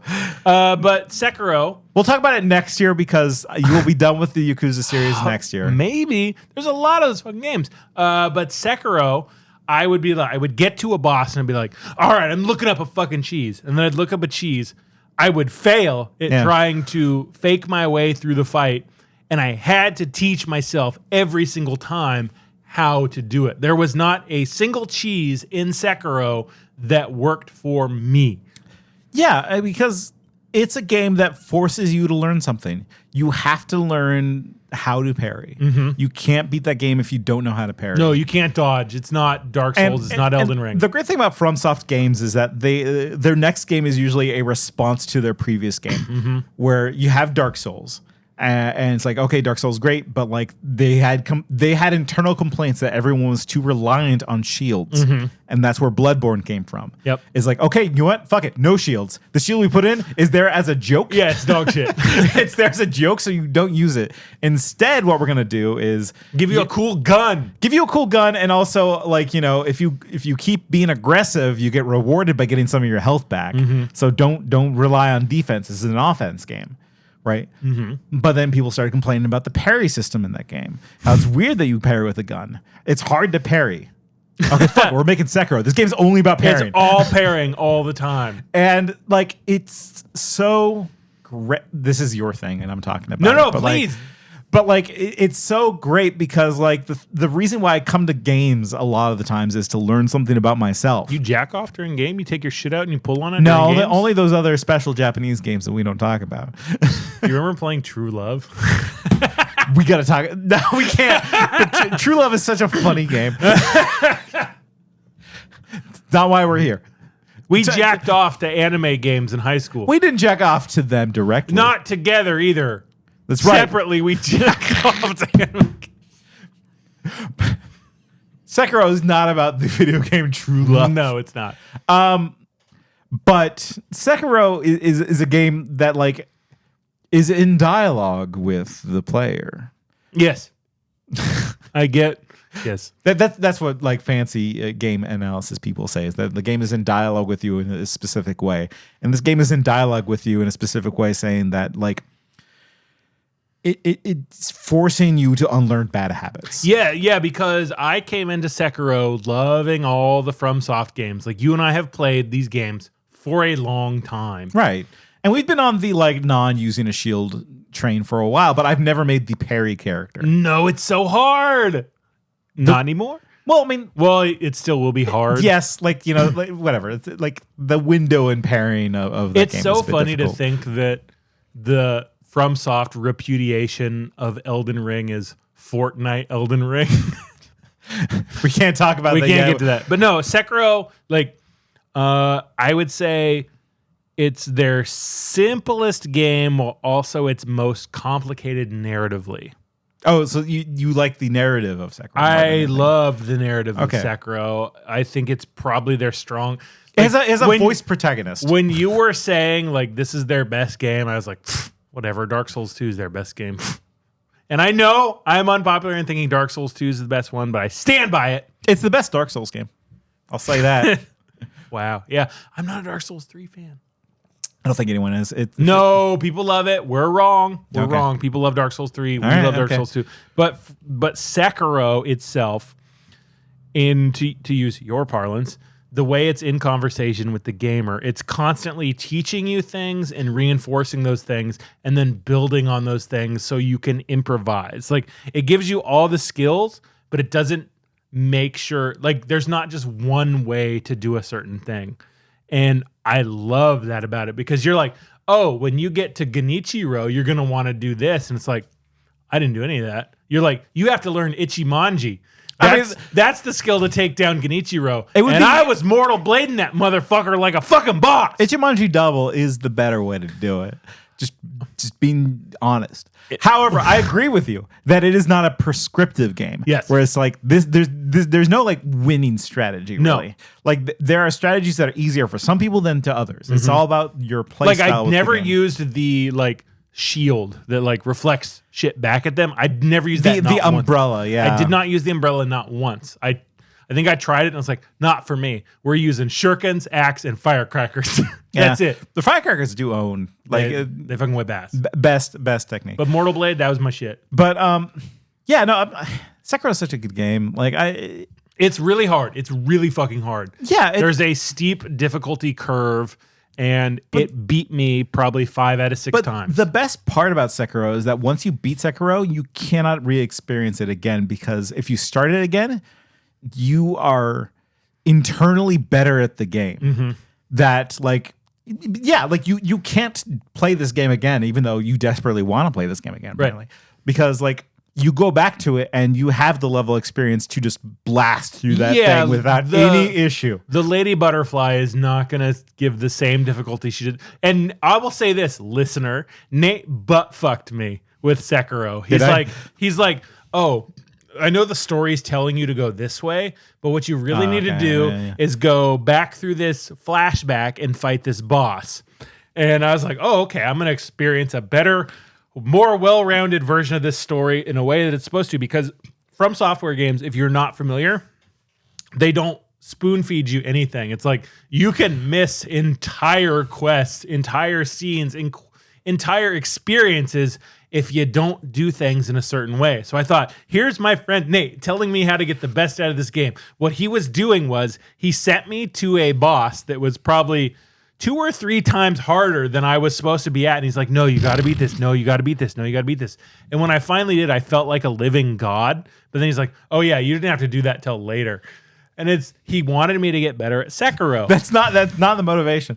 It's just I thought you had beaten that one boss before. This whole thing you laid out here is a fantasy. No, that's what I thought you were doing. You were like, oh, you got to do like you go to this idol and you flash back and you do a flashback and you'll like that's the game allows you to do that. I know the game allows you to do that, but it was very hard, and I'm thanking you for it. Here's the thing. I thought you were going to talk about how like. It's been like 2 years since I played the game. I'm like, I think I still got it. Oh, yeah. He walked in and was like, he almost won the first time. He's like, yeah, it's not so bad. I'm like, ah! I died on purpose because I didn't want to beat Lady Butterfly. Because like they teach you a skill that you can't unlearn. Mm-hmm. Like you gain experience points because you've learned to think. Yes. And you experience points in your body. that you gained experience. And the same way that you built character when your dad threw you in the lake to learn how to swim. That's not a real story. This is a fake story. I was like, what? I don't. I didn't learn how to swim by being thrown into a lake. How'd you learn how to swim? No. No, I think I was taught properly. I don't remember. Who are your guys? No, we're not going to do that. Mark Maron? Is he Yeah. back? Is that your favorite thing? Yeah, it's number 4. Mark Maron and the Mark What the Fuck podcast. What No. the fuck? Can he say that? Can he say that on there? Um, he should see what they hear or what they say on hate speech. Look, whatever. Sekiro. Feel them bumpers. Incredible. Sekiro is an incredible experience. It is. Like, so everyone in the house, like I have to work nights. So on my nights before work, I have to stay up late. And I got to the last boss and probably 8-9 hours. I'm there alone at night, grinding through phase after phase after phase of this last boss. And it gets to be to the point where it's like, hey, you need to go to sleep or you're not going to have enough rest before your work. And I'm like, I'm so close. I'm so close. And I pushed it and like, it was the ultimate orgasm. Yeah, like winning that game. And I'm like, ah! Yeah. It brings you to that point because it wants you to have that experience. Mm-hmm. And like, if you had the make it easier button, you'd press it. Yeah. But you didn't have that option. I So didn't. You just had to win. Yeah. So That's Sekiro. that's Sekiro. Highly recommend Sekiro. Yes, please play Sekiro. And the Yakuzas. We'll get to that next year. Yeah, we'll have to do that next year. You still have like 4 more games to get through. All I knew about the Yakuza games was I'd see you running around Japan picking up pictures of women. I'm like, what the hell? I'm never playing this. And now I'm all in on Yakuza. You didn't even know about Mr. Jerkoff, man. What is his name? His name? I forget his name now. It's not Mr. Jerkoff, No, man. it's not. God damn it. Why did you do this to me? Mr. Is it a Mr.? I'm so embarrassed. He's in his underwear. He's thrusting. I'm so embarrassed because I can picture his dance. I can picture the actor in his underwear. Yeah, he's doing it right now. He's doing the thrust dance. Like, I remember Mr. Shakedown. Like, Yeah. I will never forget Mr. Shakedown, but why can't I think of the fucking masturbating character from Yakuza? He's dressed like the masturbating bear, which makes it so much better. I have to look it up. My brain's going to stop if I can't look it up. Yakuza 0 pervert man. Yeah. You want to type masturbating man? Oh, not the pervert king. What the hell was his name? Mr. Orgasm, but it's not like... This hurts. Mr. Libido. Yes, It was Mr. Libido, the man who can't stop jacking off. Mr. Libido. We'll talk about Yakuza later. Yakuza, great series. If you're questioning, like, if you've seen some of the memes, like, who's John Yakuza or what's Mr. Dane, just download Yakuza 0, start there. Yeah. That's what I did. That's what Nate, he's like, he shepherded me. It's the perfect COVID game. Like, because like during lockdown, I played all of the Yakuza games. And it was fantastic because like you couldn't walk around town. You couldn't go downtown. You needed to feel like you lived in a larger space. And Yakuza was perfect for that. So check out Yakuza. Do the sub stories. Yes. Even in Yakuza 3, which is, they say is not the best one. I say it's not the best. Sorry to remove your gender agency. Nate says it's not the best one. I enjoyed it quite a bit. Okay, can I continue? Please. I'm going to start with my runner-up. I'm doing my favorite video game of the year. Hell yeah. My runner-up for favorite video game of the year. Oh, Black Myth Wukong is EverQuest. Yes! We are so back. We are so back to Nair. Can I talk about EverQuest for just a second? I would love to. You know how much it's hurt me to know that I haven't been able to play EverQuest in like 4 weeks? Like, fucking EverQuest. I've known about EverQuest since I remember you talking about EverQuest in high school and how like I almost ruined my life because of EverQuest. I met I made a bunch of weird adult friends in junior high because of EverQuest. I was groomed by a woman in Arkansas. Yeah, I cost my parents thousands of dollars in medical bills because of EverQuest. Oh, because of the tests, yeah. Yeah, because of the tests. And it's like, oh, we're going to have to do a surgery. And I'm like, no, it's EverQuest.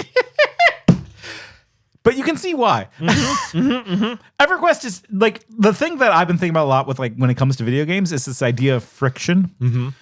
Sekiro is a great example of an important friction. is that like a lot of modern games feel frictionless. Yes, you can walk through them like the Aloy games, frictionless. Yeah, fun but frictionless. Or Star Wars Outlaws, Star Wars Jedi, the Jedi series. There was Jedi Outcast. There's Outcast and Jedi Survivor. Yeah, like both those. The one with Cal Kestis I enjoyed, but I felt nothing. Right, and it's this idea that like you can get through them without challenge. If you want to find extra challenge, you can find extra challenge, but like you don't need it. EverQuest is not that. EverQuest is a game of friction where nothing is simple in EverQuest Or explained. Or explained. But like that is the fun of EverQuest is that like in order to learn anything about anything is that you have to talk to like both your fellow players and also NPCs. Yes. You have to walk up to them and say, "Hail." Hail. Hail, shopkeep. And then it's like, yeah, okay, here's a list of things that you don't need. Goodbye. And that's fucking EverQuest. They don't have a built-in map in EverQuest. Nope. Which is insane because all the textures look the same. You're just walking around. Like, and the thing that I keep on getting hung up on EverQuest is that it's a game made of useless spells. Yep. Right? Like, so I picked Enchanter. Well, I picked Bard. You were playing my goat. I was playing Bard at first, and I'm like, this seems difficult, and the way to properly play Bard feels like you're cheating. Which is like you have to cycle through spells and make macros and stuff. Yeah, that's how you do it. Yeah, and it's like no, and you'll get to that as Enchanter. Sorry. Yeah, but like it eases you into it. It does. Enchanter. So I picked Enchanter, and like I just was buying every spell at every level, and it's just like, what's True North? True North is a spell that just tells you which way north is. Yeah, it turns your character facing true north. That's it. Which can be useful. Because the compass doesn't work all the time. Yeah, you have to train your compass skill. And like this entire game is just a game just like to trick you. And that's beautiful. Like games like that just don't exist. Like World of Warcraft is a game that I almost ruined college for. Yeah. Right. Tyler can speak deeper on that because like you stopped playing World of Warcraft like what, 4 years ago or something? That's not. Don't give me stolen Warcraft valor. I started playing World of Warcraft again when my life went to absolute shit in like 2018. That's when you play MMOs, is when your life is bad. It fell apart in a big way, and my buddy Brian was like, hey, I'm still playing. Let's play together.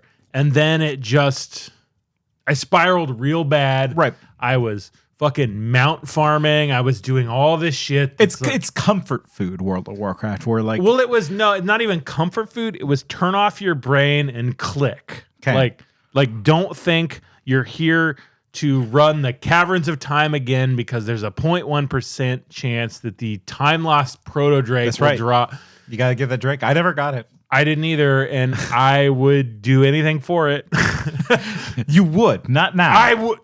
I probably, if you logged onto WoW right now, we give you the Onyx Cloud Serpent and the Time Lost Proto Drake, I would be in there tomorrow. We got to have that episode on gambling. We should do that one. We're going to do that, yeah.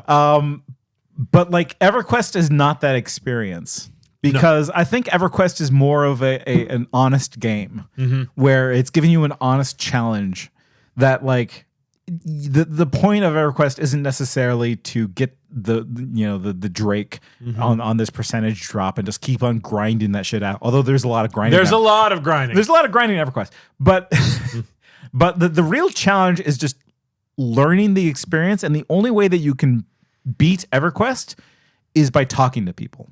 Fundamentally, it is a social game. You cannot. No one is an island on EverQuest. You have to talk to people, and you have to sell your skills. Yes, like you have to like someone gave me a bunch of money because I bound them to a place, and I'm like, that's how I paid for my shit. You do it. Yeah, and it's just like, oh, it works like a little mini society. It is a third place. Yes, it is. Yeah, the reason I made my money on EverQuest was because a high level guy was killing guards, and he's like, "You're allowed to loot my stuff." And then I went and sold it for a shitload of money. It's such a fascinating game, and I just had no idea. And now I do, and that's why it's my second game. Oh, number one, Black Myth Wukong. No, you hated that shit so Dude, bad. yeah, I now I gotta talk about it. Just cursory. Cursory. It's a beautiful game that should not exist. Yeah. Black Myth Wukong is like if you took every popular video game and tried to smash them into one video game. And then translated it to Mandarin. Well, I mean, like it's not so much as the Chinese of it. That's the part I loved the Chinese of That's it. That's the part I wanted. Like, give me more like weird talking pig man or the headless guy playing the sitar. Yeah, give me more of that. Give me more of like the spider lady drama. That's the shit I want. I want more China. Yeah. The part I didn't want is that it's like, oh, it's a little bit like Sekiro. It's a little bit like Dark Souls. It's a little bit of an immersive sim, but it's also a little bit of like an item management thing. It's every game in one and just didn't decide on anything. And so I just felt like aimless. Yeah. And the way that you beat the bosses in that game is that you do find the right strategy. It's the opposite of Sekiro, where there's like many, it's called opportunity space, Tyler. Wow. Yeah. That's right. Sorry, possibility space. I gave it the wrong name. Oh, wow, too. The idea that like, you have multiple options to solve a singular problem. It's the opposite with Black Myth Wukong. Like there's items that you need to have in order to beat the bosses properly. Yes. And so it's like, okay, I guess you tricked me. Got me. You got me, Black Myth Wukong. I didn't go back to a place I was in the game 4 hours ago to farm the item to kill the sand boss. Right, that's right. For those nerds out there, adventure game nerds out there, it's the cat mustache. You don't know. It's funny. I'm picturing a cat with a mustache, and it makes me laugh. No, so you make a mustache out of a cat. It's different. Adventures in Monkey Island, good game. That's not the point. No. I'm not even talking about the game I like now. Get to the game. I didn't want to talk about Black Myth Wukong. You fucked me up. No, this is New Year's Sextravaganza Cheertacular. We're just getting drunk, talking about things we like. It's fine. People want this. Okay. My number one game of the year is UFO 50.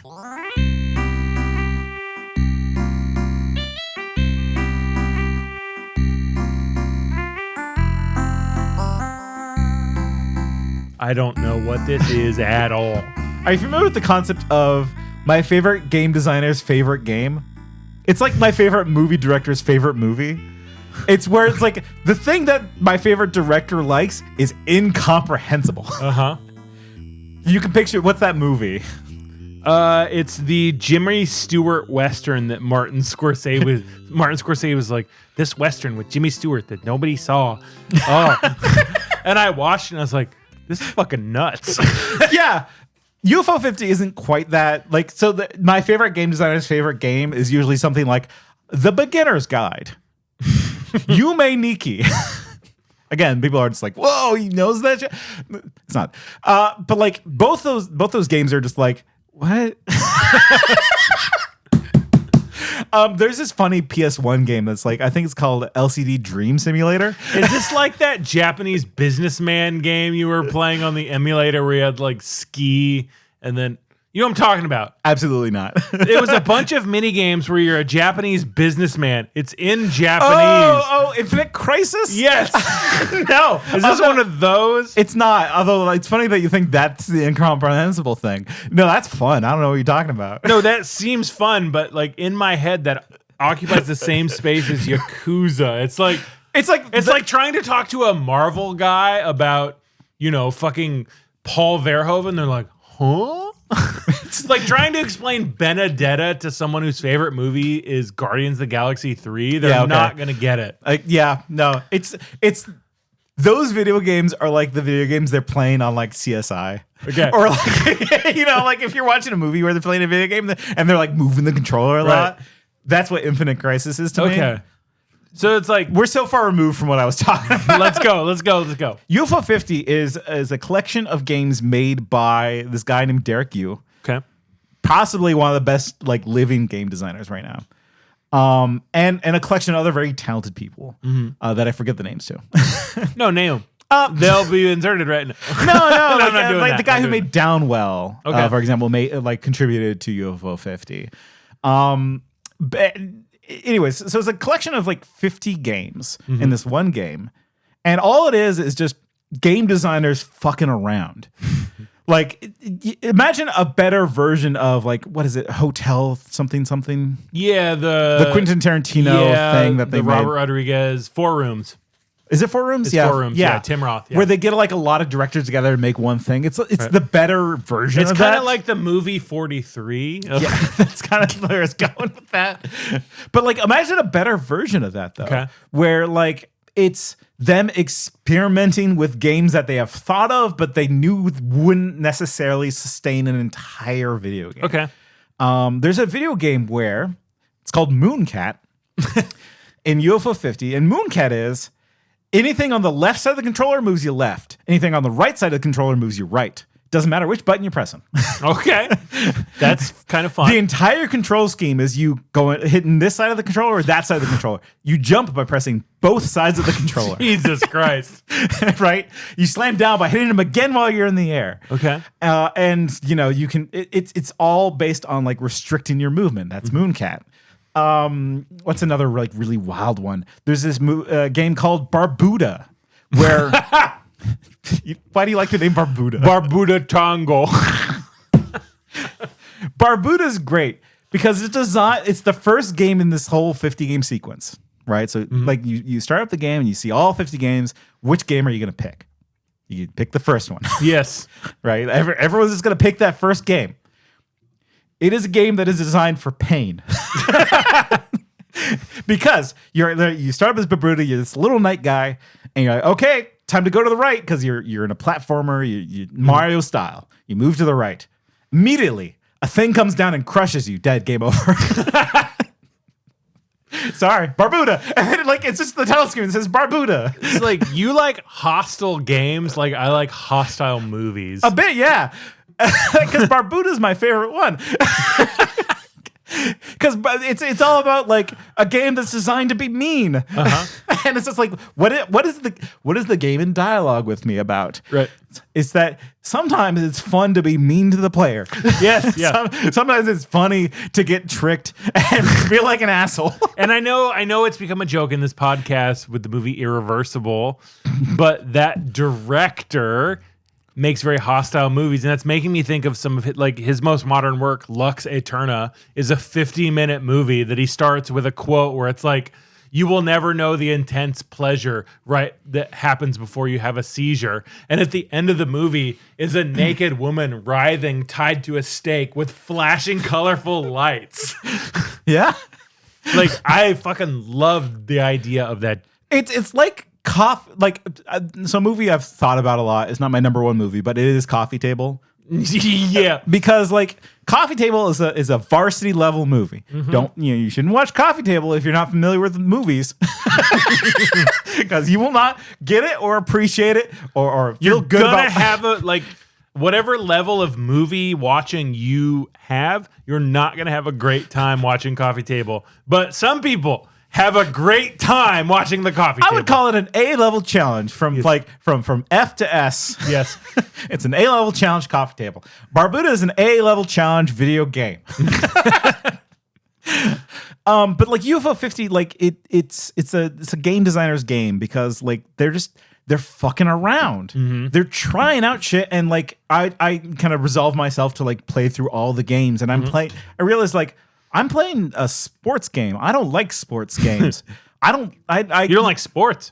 In general, no. But like I'm playing it and having a good time because the way that they're presenting it is in a way to onboard people onto sports games. Like, you know, they're trying new things and it's exciting and much in like the way I was kind of thinking about look back.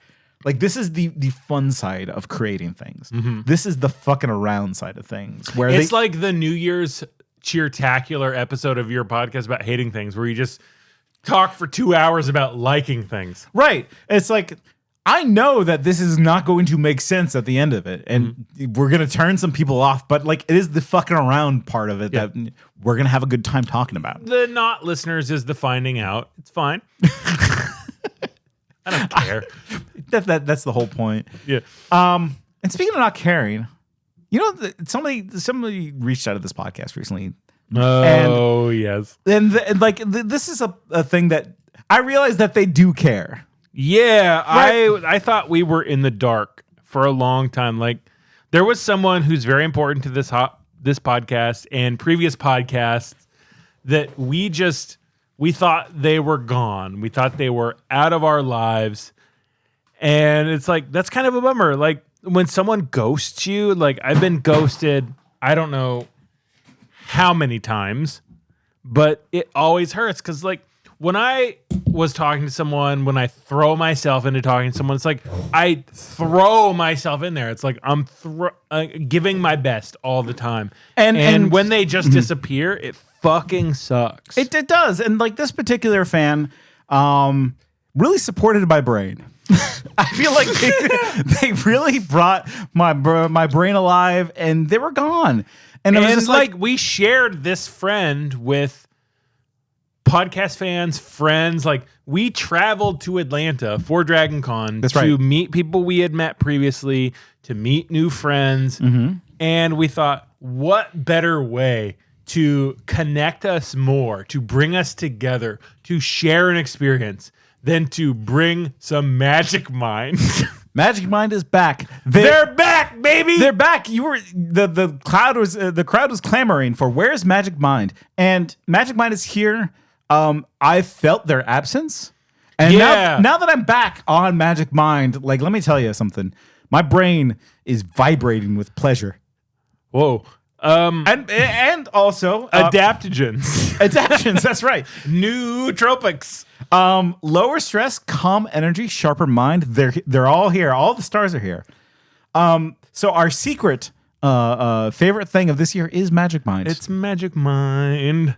So Tyler, what do you got in this Magic Mind? What do we have here in this formula? Well, it's made with lion's mane, bacopa, cognizin. I mean, that's for the mental performance. Then we got the ashwagandha, L-theanine, turmeric.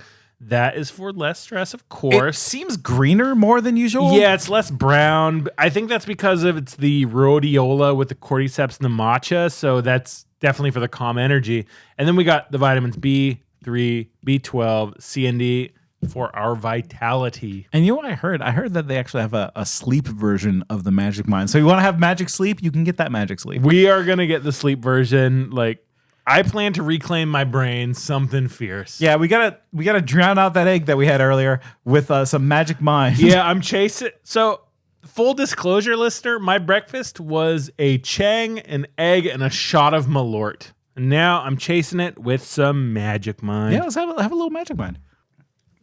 Oh, yes. That's actually better. It's subtly sweet, they call it. What have they done? They've made it better, Tyler. Like, here's the thing. As someone who's had many vintages of Magic Mind, that's the best one. The 2018 one was okay, but this is the primo stuff. There's the lip tingle. It brings it together. So Magic Mind is back in our lives, and listeners, let me tell you, if you want to get in on a special deal of Magic Mind, you want to go to magicmind.com/speechjan. So like speech January, but just the Jan part. If you go to that link, you'll get 45% off your first order of Magic Mind. I've been doing it for the last 7 days, and let me tell you, I've made an investment in my mental wealth.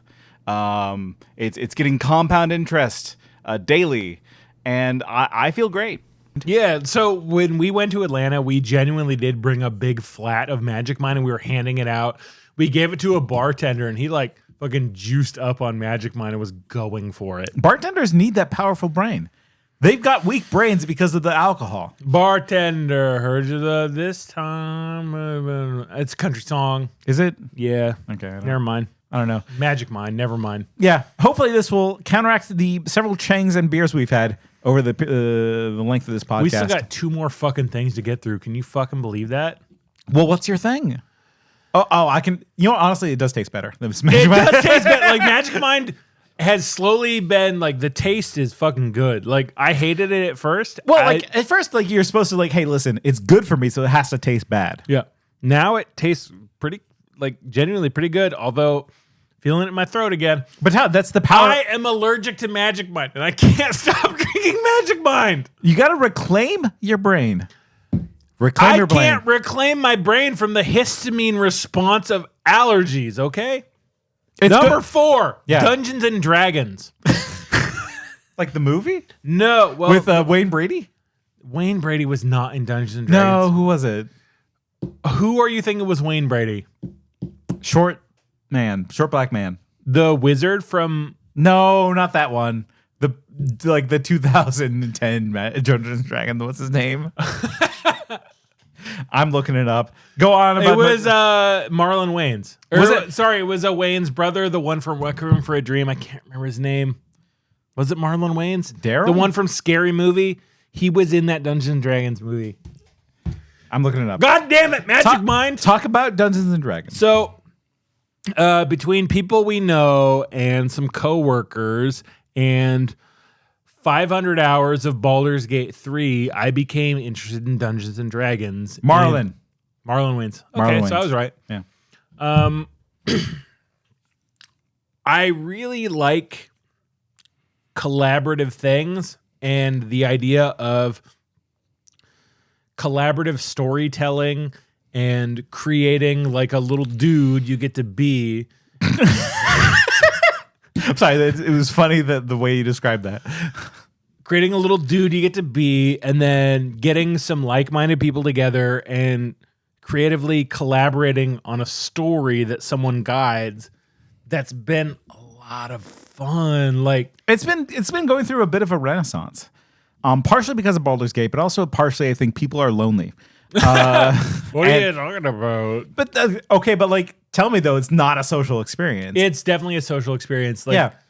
Like there are some people who are definitely a lot more strict to the rules, and that is not my shit.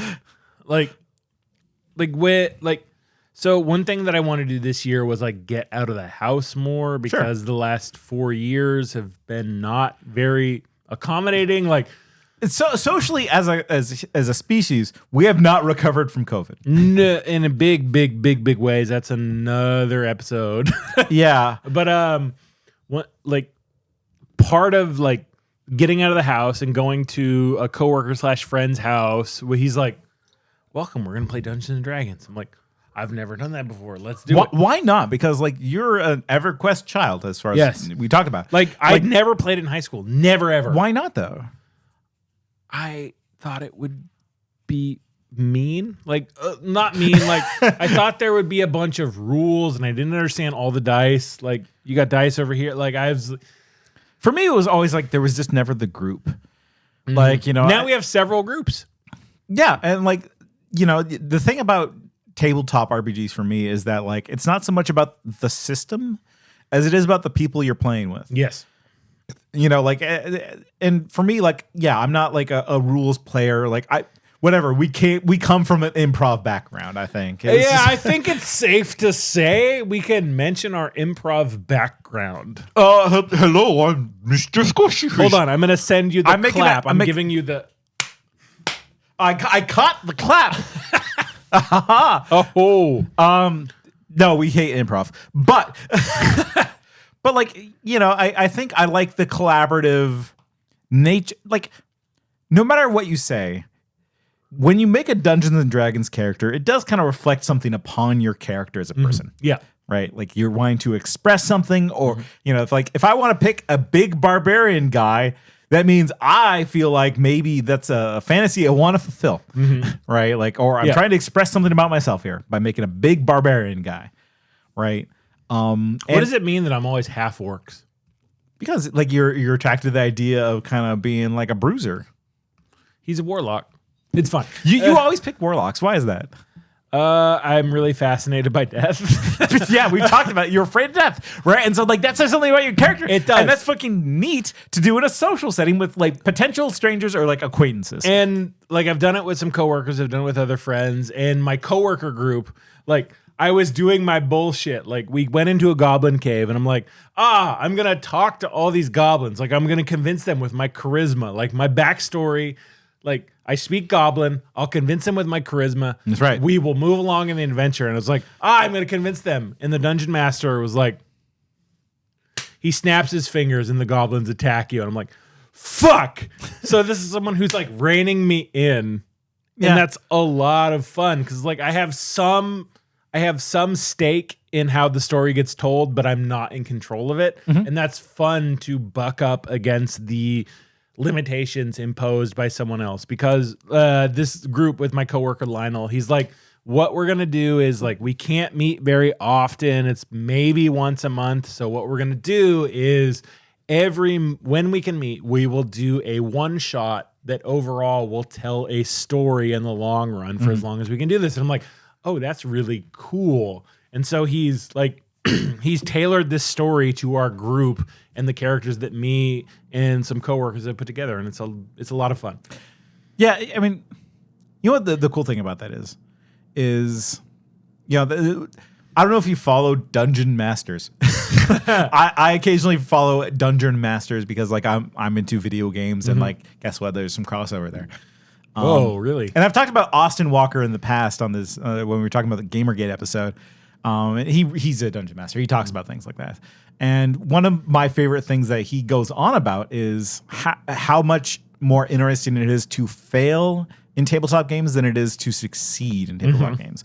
Because when failure occurs, there has to be this creative pivot on the players. When success happens, it's more of a creative pivot on the Dungeon Master. And that's not as interesting as it is on the player's side of things, right? Because, you know, the Dungeon Master is there to facilitate the players having a good creative time, not necessarily for the Dungeon Master to tell their story. Right. And so the idea of like you know, trying to convince these goblins in this cave and it failing is interesting because it's time to bring you out. Yes. Right? Like, okay, you fucked up. Now what? Yeah, he's very like not buying my bullshit and will just be like, we're going to slap you. And I'm like, okay, let's go. Yeah.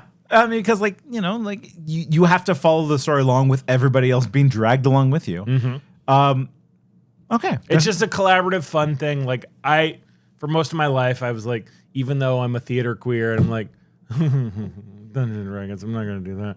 I'd rather see Wicked, thanks. Yeah. I'm going to stay at home and watch a Tarkovsky movie. It's been a lot of fun. Like it pushes me creatively. It pushes me outside of my comfort zone, which will lead to my number 5 thing when we get to it. But your thing. Can we pee real quick? We? Together as one. Okay. Sorry, I gotta pee. Yeah, go pee. Are we actually getting drunk? God, I hope so. The people want to see us drunken slobs. They don't. Anyway, I opened up a new Chang. What? What? I mean, I'm one ahead, so I should probably slow down considering this is my breakfast. Ruin my 2 days off. You want a protein bar? No, I want another Slayer. Oh, okay. Well, it's good though because my number 4, because I wanted to have a varied list, right? And so I thought I should probably talk about a book I read. I haven't read this much. Like I haven't read a lot this year. It's been same. It's been a problem actually. I went in and bought a e-reader. You want to read more books next year? Yeah, I do actually. Okay, let's do it. I've been wanting to get into more fantasy. Okay. But the thing I have read a lot of this year has been articles. I've read 1 million posts this year. Yeah, but not posts. Oh, this person is a good poster. Have you heard of Doc Buford? No. Burford, no. Doc Burford. He's actually been a game. I feel like there's a lot of game people on my list, but Doc Burford, he's a narrative guy for video games. He wrote this game called Adios, which I think you would actually really like. I'll play it. Adios is a bit like a Firewatch style of game. Firewatch rocked. Firewatch was very good. And Adios is, to summarize, it's about a pig farmer trying to leave the mob because he's their corpse disposal expert. Oh, okay, all right. And he's leaving knowing that it is going to cause his death. And it's a very good game. You can get it. You can blow through that thing in like 90 minutes. So it's a movie length. I really liked it actually. I replayed it just before this thing because I wanted to revisit it. But the article that he wrote was actually something I kind of stuck with for a while because it justifies hate speech, the podcast. Oh, a little God. bit. Thank God. I know. I was worried. I was like, this seems like this is just a vehicle to sell Magic Mind, and I don't think we've sold any. Well, we just started. Oh, no, we did it. Did we do a Magic Mind sponsorship with hate speech? Yeah, we did. We did with hate speech. We did it with the other one. But He wrote an article called "I Was a Teenage Exocolonist." I was a teenage exocolonist, and so can you. That's a good name. It is. Well, he's talking about a game that he was reviewing called "I Was a Teenage Exocolonist," and what it turned into was not about that game at all. It's one of those articles where you're reading it like, I think I know what this is about, and all of a sudden we're talking about Hitler. But okay. So how much do you know about cozy games and wholesome games? I know that they're marketed towards women. It might even be kind of like a sexist, like not entirely, not entirely, but I know that women are unfairly and disproportionately targeted with cozy games. Sure. I mean, I like cozy games, right? Yeah. Like, have you played you haven't played Stardew Valley? No, it's not for me. Animal Crossing. Have you tried Animal Crossing? Not Pokemon. Not for me. They're all the same in my head. I mean, like Pokemon actually is like kind of in the tier of cozy game. I give you that, right? Because it's all about what kind of you wished your life was. And that's what the article goes into. Funny, that's what the Yakuza games are for me. Is like I wish that I was, but like that. But that's what Doc Burford. I'm gonna get it wrong because I've been drinking beers, and an egg. That's right. You did drink an egg today. You can't discount the egg. But like this idea of comfort food, right? Is that Yakuza I would classify as a good example of that because bad things happen in Yakuza. There is conflict and friction and things that make you upset. Yes. Yeah, I didn't like when I was playing Yakuza 0, I was like, oh, who's this Nikishiyama guy? And then I get to Yakuza Kiwami 1 and I'm like, oh, Nikishiyama, oh wow. And then I see how Yakuza Kiwami 1 ends and I'm like, oh no. Yeah. Right, because Nikishiyama, you realize what he's all about now. Yeah, when he slicks his hair back with blood, it's back forever, baby. I love Nikishiyama. I do too. But like here, let me just read you a quote. This will give you an idea what this article is about. A lot of people seek comfort, and when something is not comfortable to them, they will treat it with hostility. I like this. Right, and so it does start with talking about Steven Universe. And those kind of communities. That's on our list, right? Oh, I mean, yeah, we'll have to talk about Steven Universe at some point because it's about like, okay, so Steven Universe, I don't know if you know, I barely know because I'm not a Steven Universe watcher. Apparently, okay, I know. Please I've go. never seen Steven Universe. Neither have I. Here's what I think Steven Universe is. Yes. Non-binaries have autism and you feel good about it. That's what, yes. I mean, like, whatever. I'm not an expert on Steven Universe, but like, what I understand is like every conflict can be resolved through conversation. Yeah. Like just having a good old fashioned heart to heart about it and having them having them see your point of view, they'll understand like, oh, I was causing pain and I will stop that. Yeah. Wholesome show. Yeah. They are famously kind of a toxic community.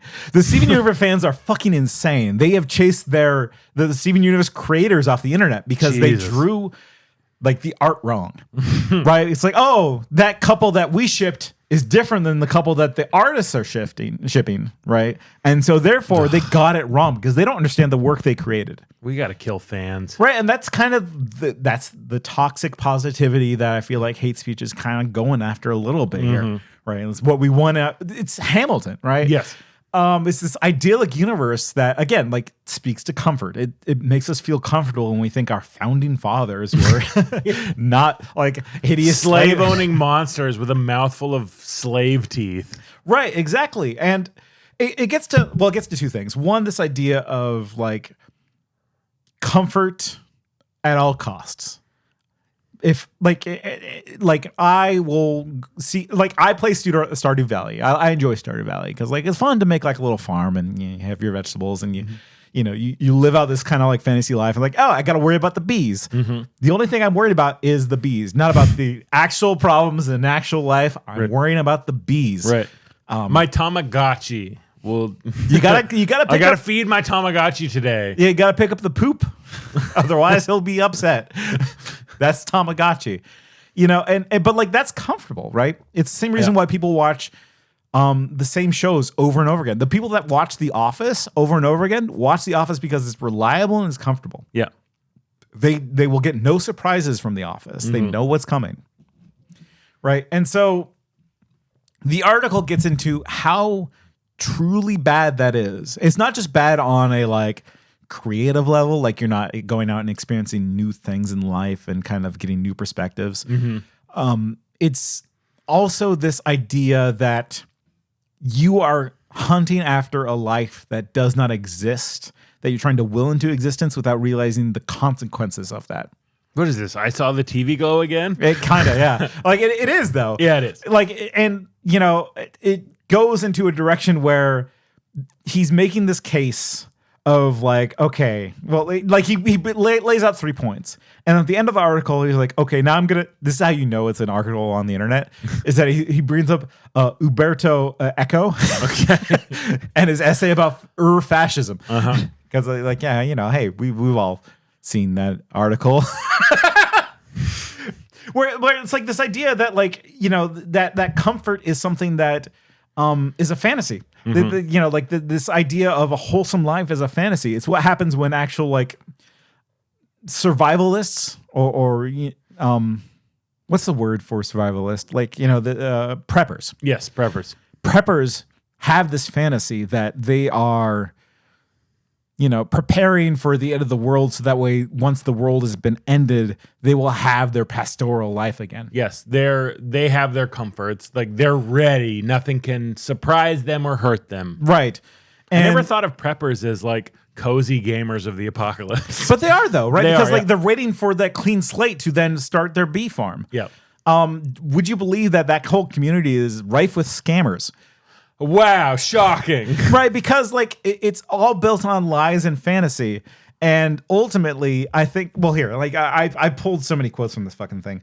I'm just going to start reading Let's quotes. do it. Let's see here. Nate reads to you a podcast. What is this, Anamorphing Time? Heyo. Oh. In the early essays on what art does and how, we discussed how the personal is the political was a slogan meant to help people understand that women should be allowed to have their own bank accounts.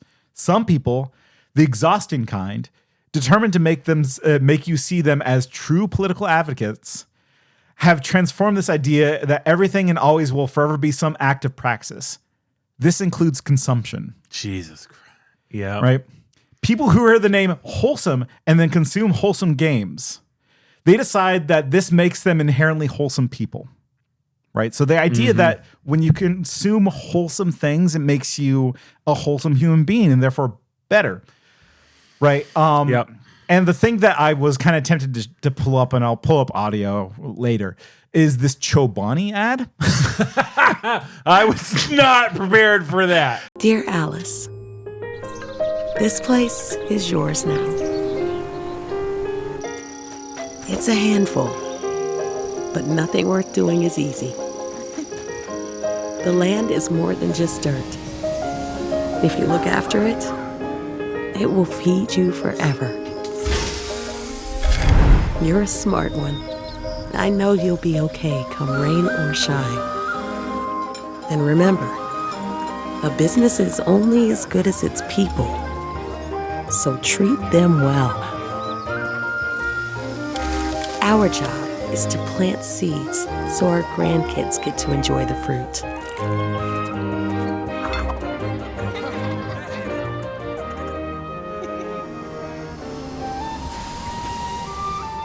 So, eat well, Alice, and keep planting those seeds. Because how we eat today feeds tomorrow. Because, like, are you familiar with this idea of solar punk? I think I can puzzle it out from the names. What do you think solar punk is? Someone who's like negative emissions and he's a fucking punk, cool, badass about it. Yeah, he is. Yeah. Right? It's like, what if I could like have a farm, but that was fueled by science, but also save the environment? Right. And what if I was the most ethical communist? But yeah, like what if my consumption was better? Yeah. Yep. right? Because we're all under this illusion that like if we all just had solar panels and like if we all had love in our hearts and solar panels, then we would stop the oceans from fucking boiling us alive. Right. No. When it's not like these systems of power created brainwashing us and propagandizing us that our choice somehow affects the greater world, which it does not. Could we ethically consume our way out of this mess? Right. Which is what.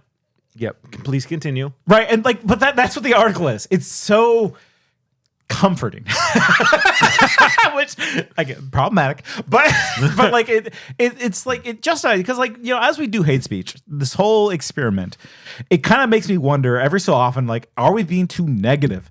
Like, is it poisoning our bodies to be so negative about things? And like, no, actually, I think it's healthy. Yes. Yeah. I think it's healthy to really kind of question everything that we have comfort in. Yeah. You know, because like it's bad to consume only comfortable things because it you know, it's like I'm not saying like you shouldn't ever feel comfort in art. Like I will still play Stardew Valley and enjoy it and live in the fantasy that I have a farm and it's cool. Right. And there's goats I have to hug, otherwise they don't give me the good cheese. They have to be happy. But like it's this idea that you should stay there. Yes. Right? That you should only and that you shouldn't judge people that stay there. Right? Like I'm sorry, like you can't always live in a positive world because it's poison to you. You're hurting yourself. And you staying unplugged from the wholesale suffering and pain that your either inaction or inattention causes, like you have to acknowledge that somehow. Like, so here's what I'm going to bring up. I watched a movie this year because so many people online were saying this movie is fantastic, even though I knew that like a quote romantic comedy was not my shit. Dinner in America. Okay. What's it about? So you've probably seen Red Letter Media talk about it. That's where I heard about it. And then I saw other people. Oh, the punk guy and like the nice girl. So I threw it on the other night. It's like, I'll start this. Yeah. Like, it's not for me. That's a 5-bagger. Like, genuinely. That's a 5-star movie.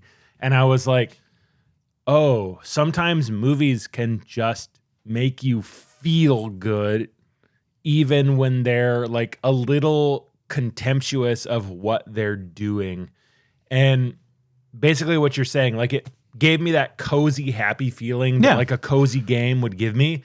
And I was like, oh, I really love this. And I was like, but I'm not going to consume any more like this because trying to chase that feeling over and over again would sort of mean that I'm not trying to challenge myself. And my 5th thing on the list is a way that I challenge myself in a big way this year, which we'll get to.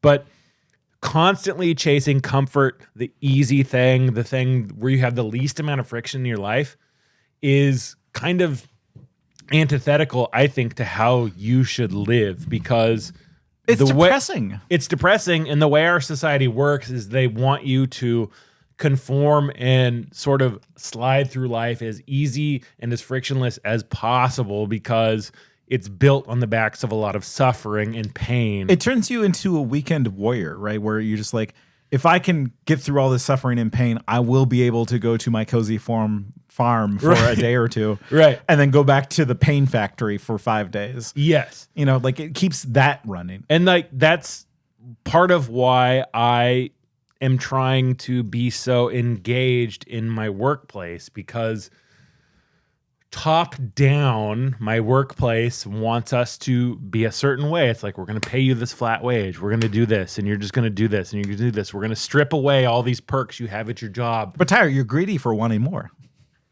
Yep. And you just have to say no to the system every so often because the system is built upon the exploitation of who you are as a person. Like it wants your comfort. It wants you not to think about anything outside your direct surroundings because like you have it so good. You should just stay in this like little good area. And it's like, I don't believe that anymore. Yeah. It's not always good. Yeah. Right? Like, And sometimes the goodness comes from the direct suffering of others. Well, yeah, like everyone is feeling like they're balancing on a fucking tightrope right now. Yep. And it's true. If I were to go off and get hurt, I would be in trouble. Yeah. Right? The author of this article, Doc Buford, is currently suffering through a lot of medical debt. Can you believe it? If only there was someone that could solve that. I know. He has a mansion full of ghosts. But like, yeah, I'll just finish with like the last quote from through. I pulled up a lot of quotes, but this is the last one I pulled. You must not consume this art thoughtfully because it seems so nice to look at. Right, that's what they're counting on. Mm-hmm. Right, they're counting on you just having a pleasant time. And so, just spoilers for the article, goes into Nazi propaganda. And this is something like, whatever. I'm not a Nazi guy. I didn't go off and study Nazi art because I like to think of myself as a healthy person. But it's important that somebody does. Yes. Because I didn't quite realize like what Nazi propaganda kind of looked like. And it looks like pastoral art. Yeah. It's very much like, this idea of returning back to a simpler time, which we all kind of relate to. Like, do you ever feel like you would be happier as a peasant? Yes. It's a hard, like, yes, I think we're all guilty of that. Like this idea that we could just have a simpler life and go out and farm wheat. I think everyone's kind of guilty of that. Mm-hmm. But what that's really telling you is like, it's a lie. Yes. It was never great. No, it's never been great. Like it's built on the backs of suffering. It is everything we do. Right. Even like the simple noble farmer, it's like, okay, and they were looking after their nice helpers. Right? Like it's never been like that. It's just that we have this image built in the head of like a simpler time where somebody could take care of our shit. Mm-hmm. And that someone is childhood. It's childhood. Right. But like the someone that would take care of our shit is Hitler. Or right, because we're all just looking for someone to take care of our problems. Yes. And the answer is you take care of your problems. Yeah, like the way our society enforces depersonalization from our own suffering and sort of pushing that off onto something else or someone else is pretty horrendous. Right. And so the game that Doc talks about in the article is like, it's a cozy game that includes a lot of pain and suffering and children dying. Garmanbosia. A little bit. It's that like the actual cozy art is Yakuza. Mm-hmm. We'll talk about it next year. I don't know if I can wait. But like, it's this idea that like you find comfort in the smaller moments of life. That's the actual wholesome shit. Mm-hmm. It's that quote from The Wire that I enjoy, even though The Wire has problems. Is like, it's always about the small shit. Mm-hmm. The small shit is actually what life is. Yep. The larger shit isn't life. Mm-hmm. It's the day-to-day, the moment-by-moment things that you enjoy is actually what makes up the wholesome aspect of life. Yes. And that what sustains you for the larger challenges ahead. That is actually painful, and we don't like those parts. Yeah, as someone who's had to deal with a lot of really painful professional stuff recently, like sometimes just suffering with my coworker having a fever and being like, who's going to break their fever first? Dude, that's what Chainsaw Man is. It's hard to articulate Chainsaw Man. But that's what that is. I will. If you have Chainsaw Man, I will read Chainsaw Man. Okay. Because like it's all about just enjoying toast. All right. So here's the thing. Do you have like a physical version of Chainsaw Man? I do not. Fuck. Yeah. Sorry. We'll figure this out. We'll figure out later. But Tyler, what is your number one thing of the year? I get it's not in any particular order, but what's your last thing for the year? So the last thing, I did place this very intentionally last, and it was probably the first thing I thought of because, like, well, what in this year has made me feel more alive? And this, when I say all this stuff and then reveal what it is, I'm going to feel very stupid. But it's like you spend your whole life thinking you're a certain type of guy, and you see other types of guys doing this thing, and you're like, I could easily do that, no problem. But you never do it. Like it's the whole I saw the TV glow thing where it's like, I can relate. And do you mind? I'm going to tell my story of how I think I could relate. When I was younger, I thought like I could be really good at kung fu. Right. I could be Jackie Chan actually if I tried. Yeah, and That's pretty much exactly the thought that I had. And Okay. it's like it's a thing that seems super easy on the outside, but when you start preparing for it, when you start writing for it, it's like, oh, this is a lot more than what it seems like. And that was when I did stand up this year. Yeah, I saw that. Because we both did that this year. And Yeah, we don't talk about my stand-up experience. we can. No, you go on. It's just I was invited to perform on a comedy show and do stand-up, which is a thing I had never done before. But it's one of those things where it's like you're an improviser, you're a performer, you think, oh, I can throw together something. Like, that's not going to be challenging. 5 minutes is not hard. We've been going for 2.5 hours. You but would think 5 minutes would be okay. You would think 5 minutes is okay, but the thing about doing stand-up is, like, when I was writing one of my jokes, when I wrote the joke, I'm not a Chapel Roan gay, I'm a Deftones cruising gay, and that fell completely flat for the crowd, but the one guy's like, hell yeah. Like, that's what I did it for. You live for that guy. You live for that guy. And like, when our friend Aaliyah, who waxed my asshole on this podcast, was like, hey, would you come perform on this show? And I was like, oh, that terrifies me. Like, I usually respond pretty quick to texts, but I gave that probably 18 hours. I was like, perform. Which is funny because you're not a reserved guy. No, not at all. But directing all the attention to me, to something polished, to something written, to something performed. It's more open to criticism because you tried. Yeah, that's it exactly. Yeah. And so I was like, because I'm feeling this way, like just talking about it, relating this, I'm getting nervous again. I thought, I have to do it. I have to do it. Yeah. So I did it. I went outside of my comfort zone. I wrote some things. I performed some things. And it felt really, really good. Was I the best one? No. Amir Cat was the best one. Listen, I'm your friend. I'm here to support you. Amir Cat is a better comedian. Yeah. No, and he's like a super practiced comedian. I thought I did okay for my first time. Like, I thought I did fine.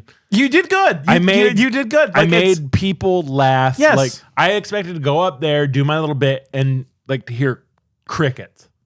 People laughed at some of it. The jokes that I told that were my favorite, nobody laughed at. I don't care because they were for me. They got to be. I wrote them for me. Yeah. I wrote every bit of that for me. And getting up there and realizing that it's something I could do. It wasn't just a fantasy I could tell myself to feel better about my day-to-day life. Felt really fucking good. Like, even if I never do it again, which we're going to do it again because we've been invited to do our friend show. Oh, we? Yeah, you and me. I'm heartthrob.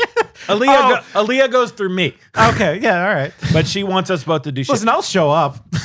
No, you'll prepare. Okay.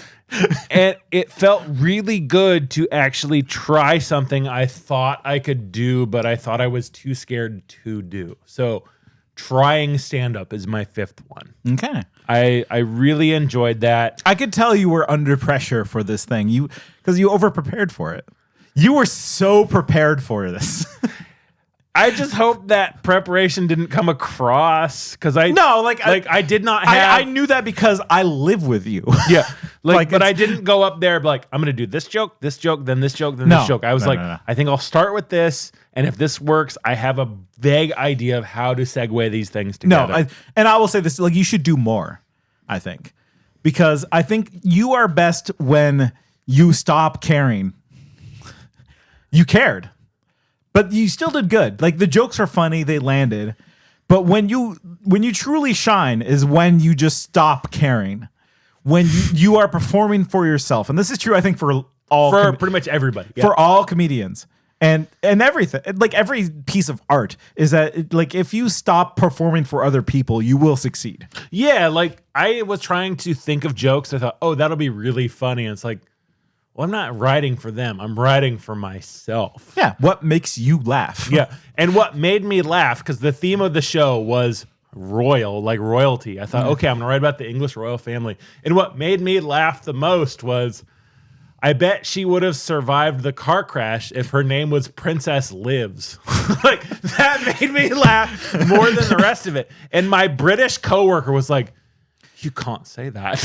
And I'm like, oh, yes, I can. They can't say that on television. Sorry, telly. Yeah, the telly. Yeah, they call it telly over there. That's And weird. that, like, stepping outside of what I normally do to something that I only imagined I could do, like, you know, we all picture ourselves as the non-masturbatory Louis C.K. going up there, and it's the non-masturbatory Louis C.K. is Bill Burr.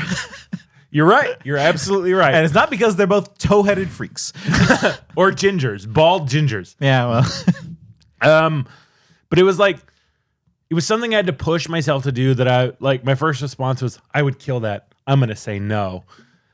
But I did it because it's like you said with your earlier stuff. It's something I was compelled to do it, even though every urge in my body was like, you idiot, you can't do that.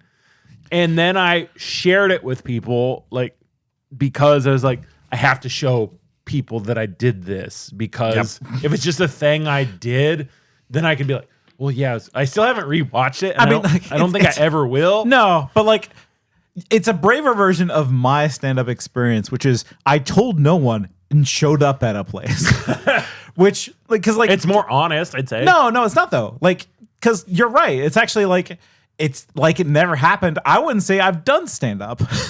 I think you would. But like, because like I went to a place, did 5 minutes of material to like a cat. There's no one at this fucking place. It was practice. Practice. Yeah. Like, I've not done stand-up. I practiced in front of a cat in a bar. But to finish my story, yes, I have a coworker who I like very much. He's a very funny guy, and he like, I could tell that he's all like, this has been his dream to do stand-up as well. He watches a lot of comedy. He goes to a lot of live comedy. Yeah. And I shared this with him, and he complimented it. And he said he will sometimes go to the venue's YouTube to watch comedy at that venue. And he's like, that comedy's dog shit. Yours was good, but everything that's there is bad. I think I could try that. And fucking this week, the guy was like, hey, I just want to let you know, like, my goal for 2025 is I'm going to go to an open mic because I saw you do it. I think I can do it. And I'm like, holy shit. That is better than the laugh, because this guy who thought he could do something, saw someone in his direct life do the thing he always wanted to do, was like, I'm going to try that too. And I hope he does well. I'd love to go and support him. Like, that would be super cool. Like, it's the thing he's terrified of. Exactly. He doesn't want you to go. Well, sure. But I told him, it's like, I'll go with you. He's like, oh man, you don't got to do that. I'm like, if you want me to, I will. Like, whatever. Here's the thing. He doesn't want you to go, but it'll be better for him. No, like, it'll be better for him if you went.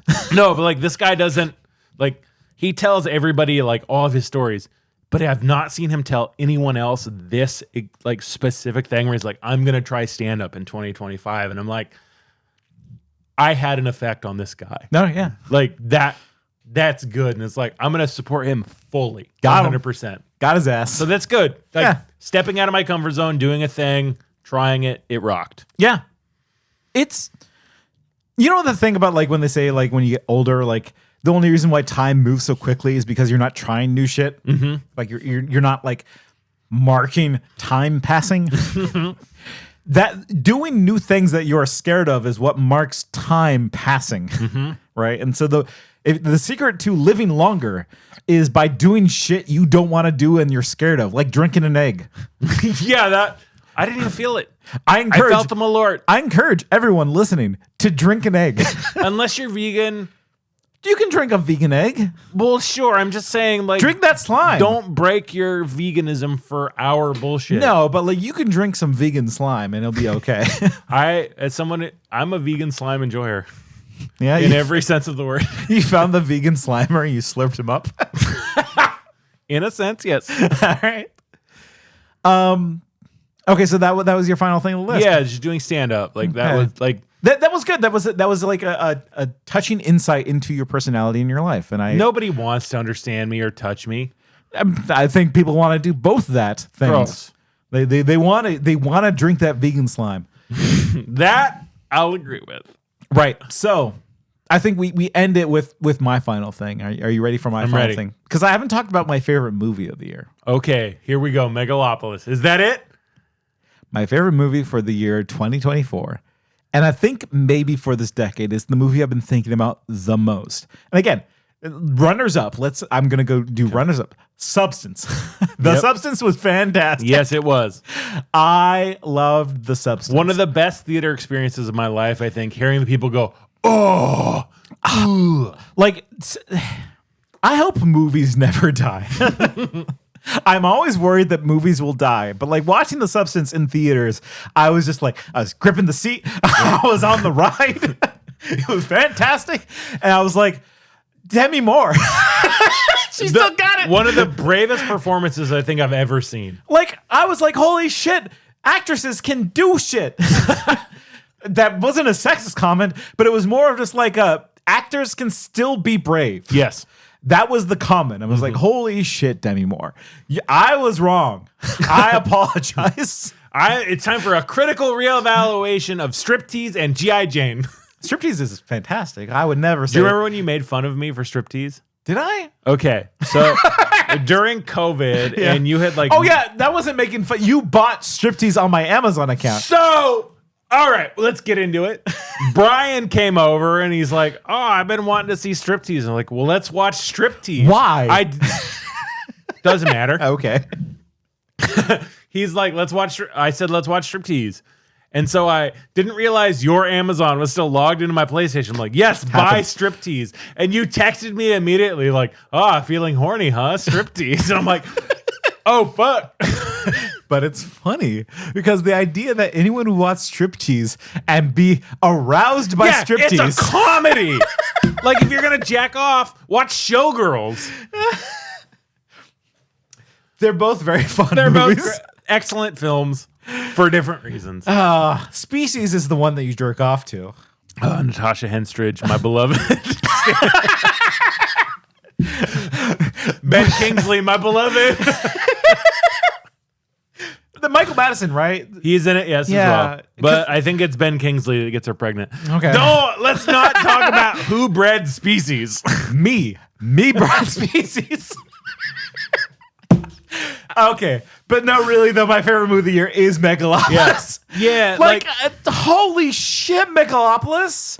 You and I ought to have an understanding. You're on my territory now, and you're going to play by my rules. Yeah. I've never been more upset and confused and hooting and hollering at a movie than Megalopolis. It's been my favorite memory of this year. Yeah. Of just sitting in that theater with you and Gavin. And my friend. So I don't know if we talked about this on the episode, but my friend Christina, who also came along, sat next to a stranger. That stranger gave her COVID.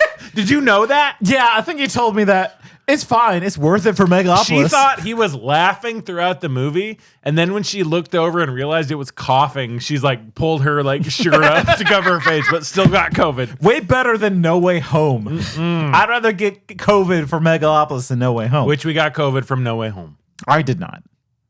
You got it from me. Oh shit! And I got it from Spider-Man. Fuck. Well, that makes me feel bad. But Megalopolis is a special movie for a lot of reasons. Yeah. And it's because of Coppola. Yeah. If this wasn't a Coppola movie, it would be a fascinating movie still, but for kind of different reasons. Mm-hmm. I think because it is Francis Ford Coppola's last movie, his passion project. He's been working on this thing for sold decades. his fucking vineyards for this shit. And it kind of goes hand in hand with Horizon. Yeah. Because we also watched Horizon Part 1 of which we're waiting for the other 4 parts. Didn't they release on No, if they streaming yet? did, I would have pirated. We would be seated. So we have to talk about both these movies. I'll talk about Horizon first. Horizon Part 1 is a movie made by a very fascinating director, Kevin Costner. Yeah. Director of Dances with Wolves, Academy Award-winning Dances with Wolves. Waterworld. But that's the thing. It's immediately followed by Waterworld and The Postman. Yeah. Both awful movies, like 3-hour movies about nonsense. And let's be clear, Horizon's a 3-hour movie about nonsense. But like, there's also like a secret love for Waterworld. I'm now realizing. People love that guy in oil. Yeah, we got a lot of. Yeah, we love guy in oil tweets. Oh, thank God. But honestly, I love Guy in Oil. I love Guy in Oil. I love Guy in Oil and man fascinating with paper. Paper. And like, it's hard to hate Kevin Costner in a lot of ways because I think he makes like movies earnest to his vision. Yes. That's all I really care about is like understanding a person. And Kevin Costner, you can understand who he is as a person. Yes, you can. Right? Like he's a man of myth. He loves myths. He loves creating stories about seeking new lands and new civilizations. He is a Star Trek person on Earth. Yes.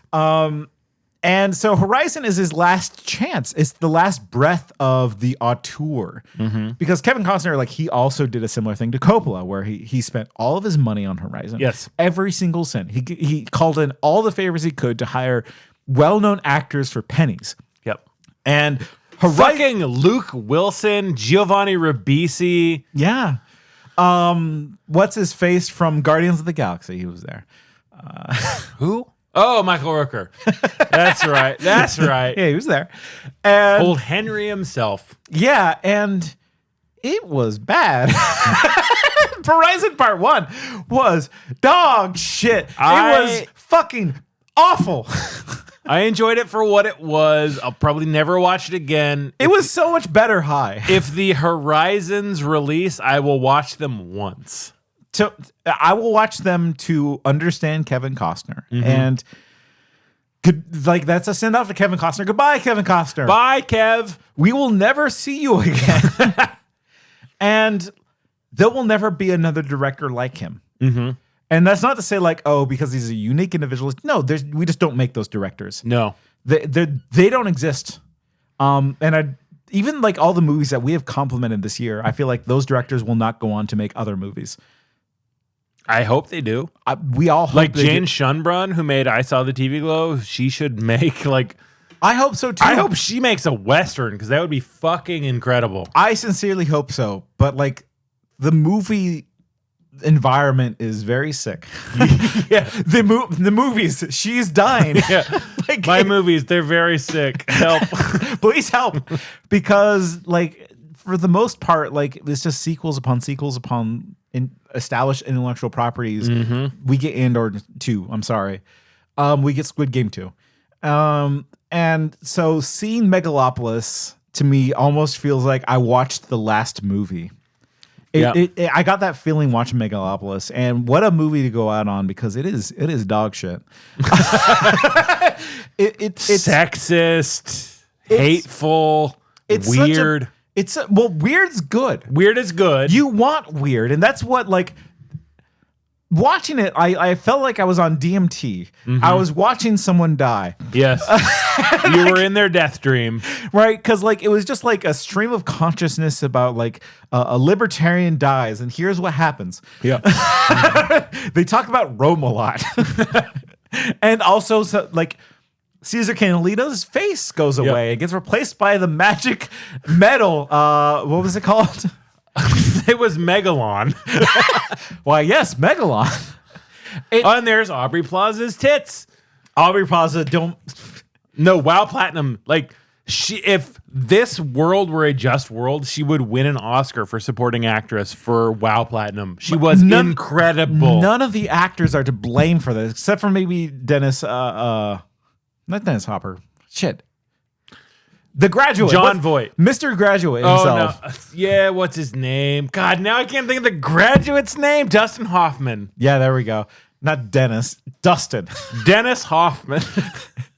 Dustin Hoffman, I'm glad he got killed by rocks in a scene we did not watch. Yeah, a cutaway scene of, shit. But like, it's a movie that is almost incomprehensible. It's like I was watching Zardoz. Like, we made a new Zardoz. It's a movie that is both fascinating in like man, they spent $1 million on that scene. Weird. Well, it's like we're the last guys on the planet speaking, Mesopotamian while everyone else is doing Latin, and we're like, we're not the last Mohicans. To bring it back to Kevin Costner, that was not Kevin Costner, but it does feel like it's a dying breed of movie. Like this is the last movie that we're gonna see of this. It's the better version of Joker 2, where like they he gave his all for this movie. Yep, he gave everything he had. Some gave all gave some. Megalopolis, right. And so it's my favorite movie this year because it was entertaining, not for the way he intended. And also kind of the way he intended, because it's exactly what he wanted to make. I mean, yeah, here's the thing. If you haven't seen the original Dracula, not original Dracula, sorry. 1990s Bram Stoker's Dracula. Thank you. Or 1992, so whatever Nate edits in to correct Tyler. No, I will not correct it. Our generation's Dracula was Bram Stoker's Dracula. Yeah, with Gary Oldman, and Keanu Reeves. Keanu Reeves is Winona Ryder. Yep. It's a fantastic movie that is also equally incomprehensible. Yeah. But I love it. Yeah, same. I love all the weird choices because they're novel choices. The idea that Dracula can summon fire. Sure. Why not? Dracula can totally summon fire. You want Dracula to go do what you want to do. Yep.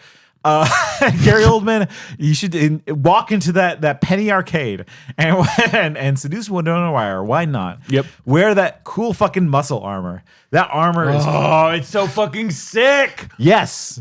And that's kind of what Megalopolis was. But what if Megalopolis, instead of being about Dracula, was about libertarianism?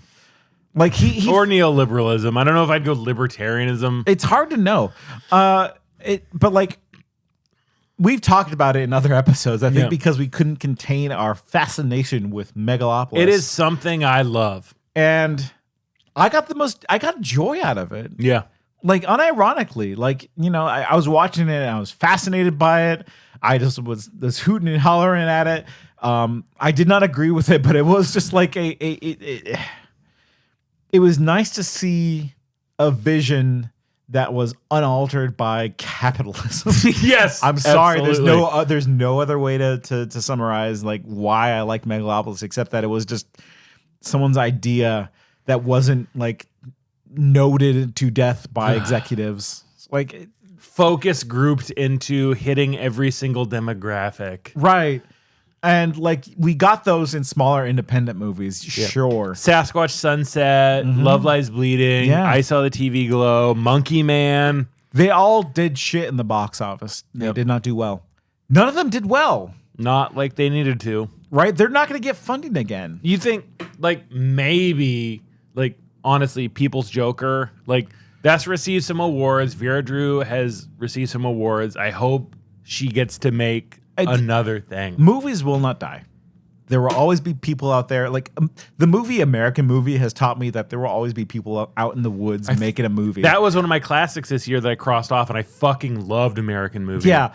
There will always be freaks out there making that shit. But there needs to be money. Calling Vera Drew a freak.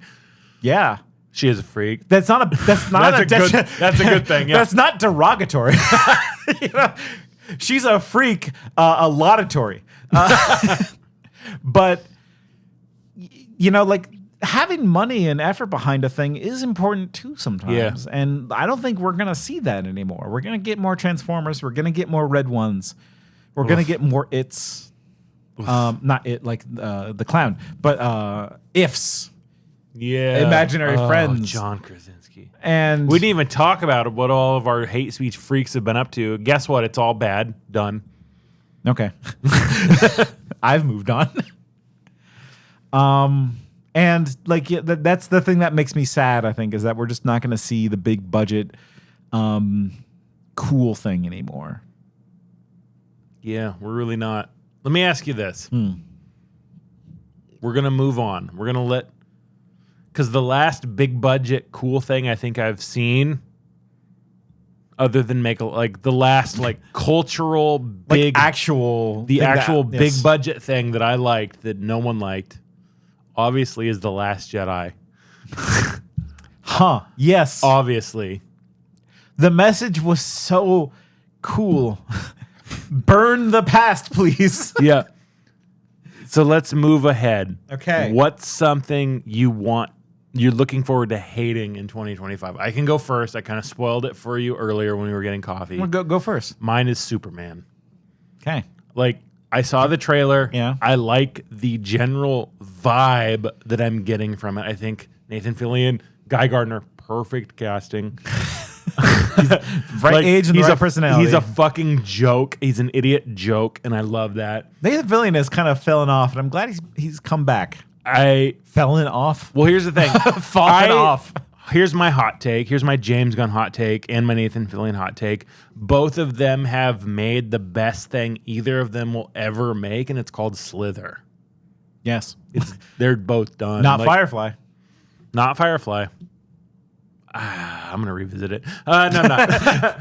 I'm not. But I think the vibe will be good, but I was mid on The Suicide Squad and Guardians 3. Like, I think they were both mid. And honestly, if James Gunn can pull off a Superman, he's the one who can do it right now, at least. But the lighting, the like set design, like that all, like it looks like the same generated bullshit, like it's the same DP as The Flash.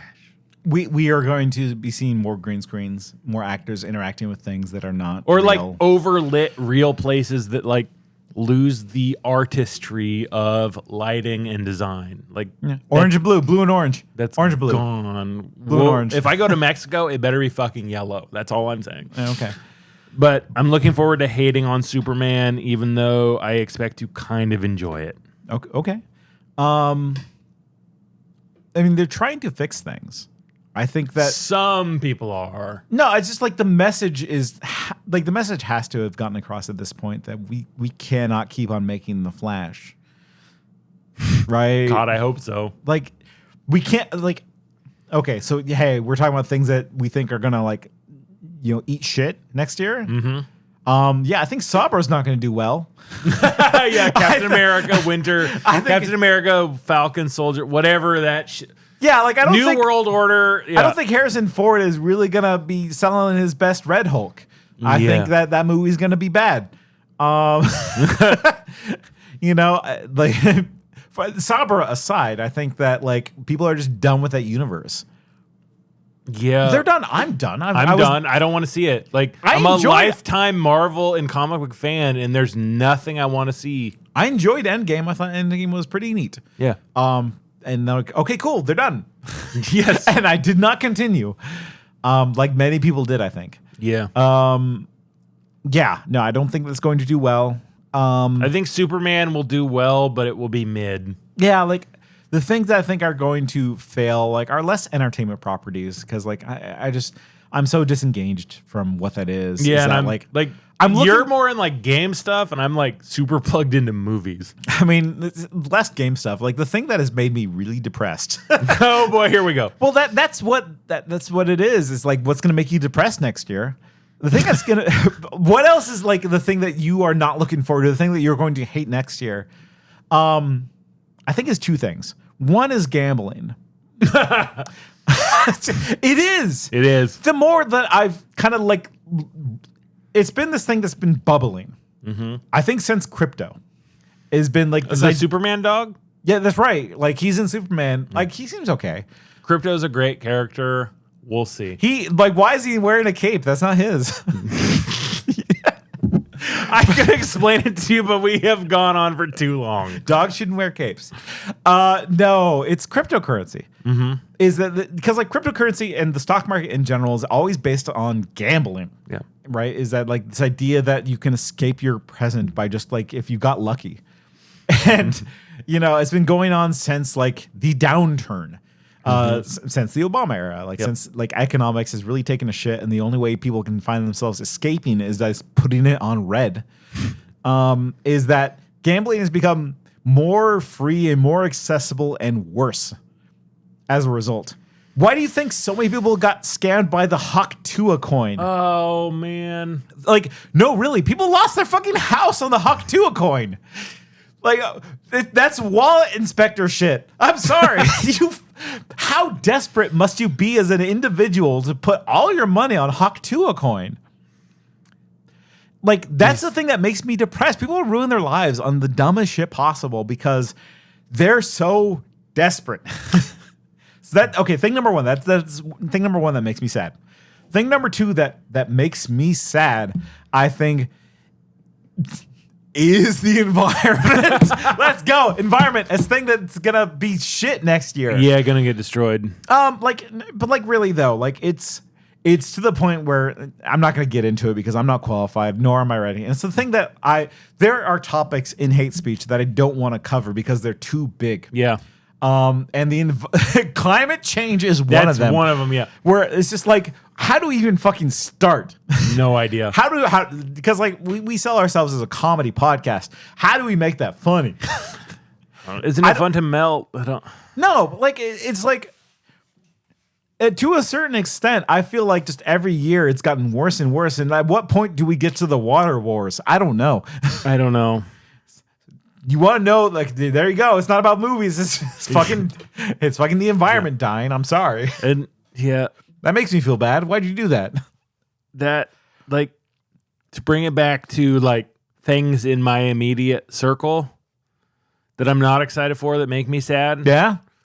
Like, I'm the head of my union, and next year we start negotiating for a new contract, and I'm working with a lot of disimpassioned, apathetic people who don't care, who will just accept whatever. And no matter how I slam my head against it, how do I make them care about their own well-being? We're so beaten down. It's just everyone is in survival mode. And I agree. I hear you, but I am personally, I'm refusing that for myself. And my one hope for the next year, for 2025, for the future, whatever, is that at least I, and maybe you, we're not gonna stop caring.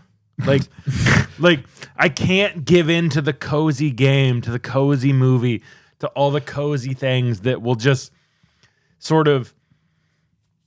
You're not gonna eat that delicious Matrix steak. I can't do it. Like, I can't stop caring about things. Like, even like there are coworkers of mine who's like, we're going on strike, we're gonna do it. And there are coworkers of mine who's like, we will never go on strike, nobody cares. And I have to keep trying, even though I suspect or expect that nothing good will happen if I do not at least try to push myself as far as my capabilities will let me. I will feel like a fucking fraud. And maybe that's enough that I can go to sleep at night. Like, I may not be able to change things, but I can at least look at myself in the mirror and think, maybe, just maybe, one little guy who probably needs a big spanking tried his best. We're just little guys. Probably need a big spanking. And I don't know how else to get out of here other than to say that just try. Yeah. Whatever makes you sleep at night. Like, but I mean that in a positive way. Yeah. Laudatory, whatever makes you sleep at night. However you can get through the day is probably okay. You know, as long as that's not built on the suffering of another person. Well, like, it never is, though, right? I mean, like, I think even actual monsters out there are doing the things that they are doing because they think it's the best thing that they should be doing at that time. Right. You know, so just take us out of like, you know, to give us a little bit of hope at the end of this last episode of the hate speech for the year. How long is it? We're at 3 hours. God damn it! It'll be cut down. You did take a big piss. The big one was a shit. It was a big stool ball. Cool. It's my Monjarno day, so the shit is coming out. That's right. Ball it up. Shooting pebbles all day. Like the fucking kid from Hook with his like gun, you know? Your nurse with Hook is different. Yeah. So you want to hear it. Let's just like end with like a little bit of hope is that there are things out there that are cool. Mm-hmm.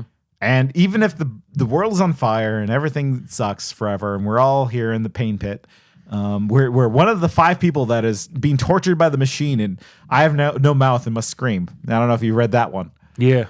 Yeah, you're one of the 5 people being tortured by the machine. There are still like little fun moments out there. And the only thing I'll say that if you don't have those little fun moments, make shit. Yeah. Just start making shit. It's fun to make shit. It gives your life meaning to make things, even if they're like little small things, like a piece of pottery, or you hocked a loogie that looks like the Virgin. Hocked a toogie that looks like the Virgin Mary. Take a picture of that. It means something. Like leave your little marks on the world. And with that, I will finish up this Chang and we'll take us out. Tyler, what do you got to say? Follow us on Patreon. Patreon.com/Hatreon if you want to. We're going to try and make some more stuff for that because we know there are like people who pay for this. You sound so defeated right now. Well, it's like I feel like I'm letting them down. Why? I don't know. Is it because you're 4 beers in? Is that just 4? I want people who engage with this to feel like they matter because they do. Like if it's a handful, if it's 1,000, if it's whatever, I'm engaging back. Wow, that does not sound real. No, it is. I know. Yes, it is real. We care. We're working on that. We're trying. We're not just. We're not putting in the out. Like we don't just come in here and like, well, let's do an hour and turn it off. Can I fix your thing for a second? Yeah, you can fix my thing. I'm gonna fix your thing. Well, now that makes it weird. Why? What's weird about fixing my thing? So to fix your thing is that like we say that we do this for ourselves, but at the same time we know it's a dialogue with people that actually listen to this thing, and so thank you. Yeah. Like genuinely, this is the end of the year. This is like December 29th or whatever. Like, thank you. If you spent an hour on this, if you're new, like, what are you still doing here? This is 3 hours. You don't know what we're talking about. Go listen to all the other things. Yeah. But like genuinely though, like we do this for ourselves. If there's no one listening, we would still probably do this. But people do. I do not know why. But thank you honestly. Like it gives us great joy to know that anyone is listening at all. And like we've met some of the coolest people like we've met in years through podcasting. Right, exactly. And it's wild to think that there are people out there that are fans. And so if you are a fan of this work, thank you so much. Tweet a slur at us. No, don't do that. Don't, please. No, you can't. You can. You can now, yeah. We want to know what your fun slurs are. And with that, look forward to next year. I'm sure we'll talk about some really shitty things next year. Yeah, I'm sure we'll pick something you like and then tear it apart and ruin your life. That's right. We'll destroy your loves. And with that, good night. You gonna play the theme song again? No, this is more ominous. I was thinking okay. There it is. There's my book. There it is. What a mess this was. What do you mean? 3 hours?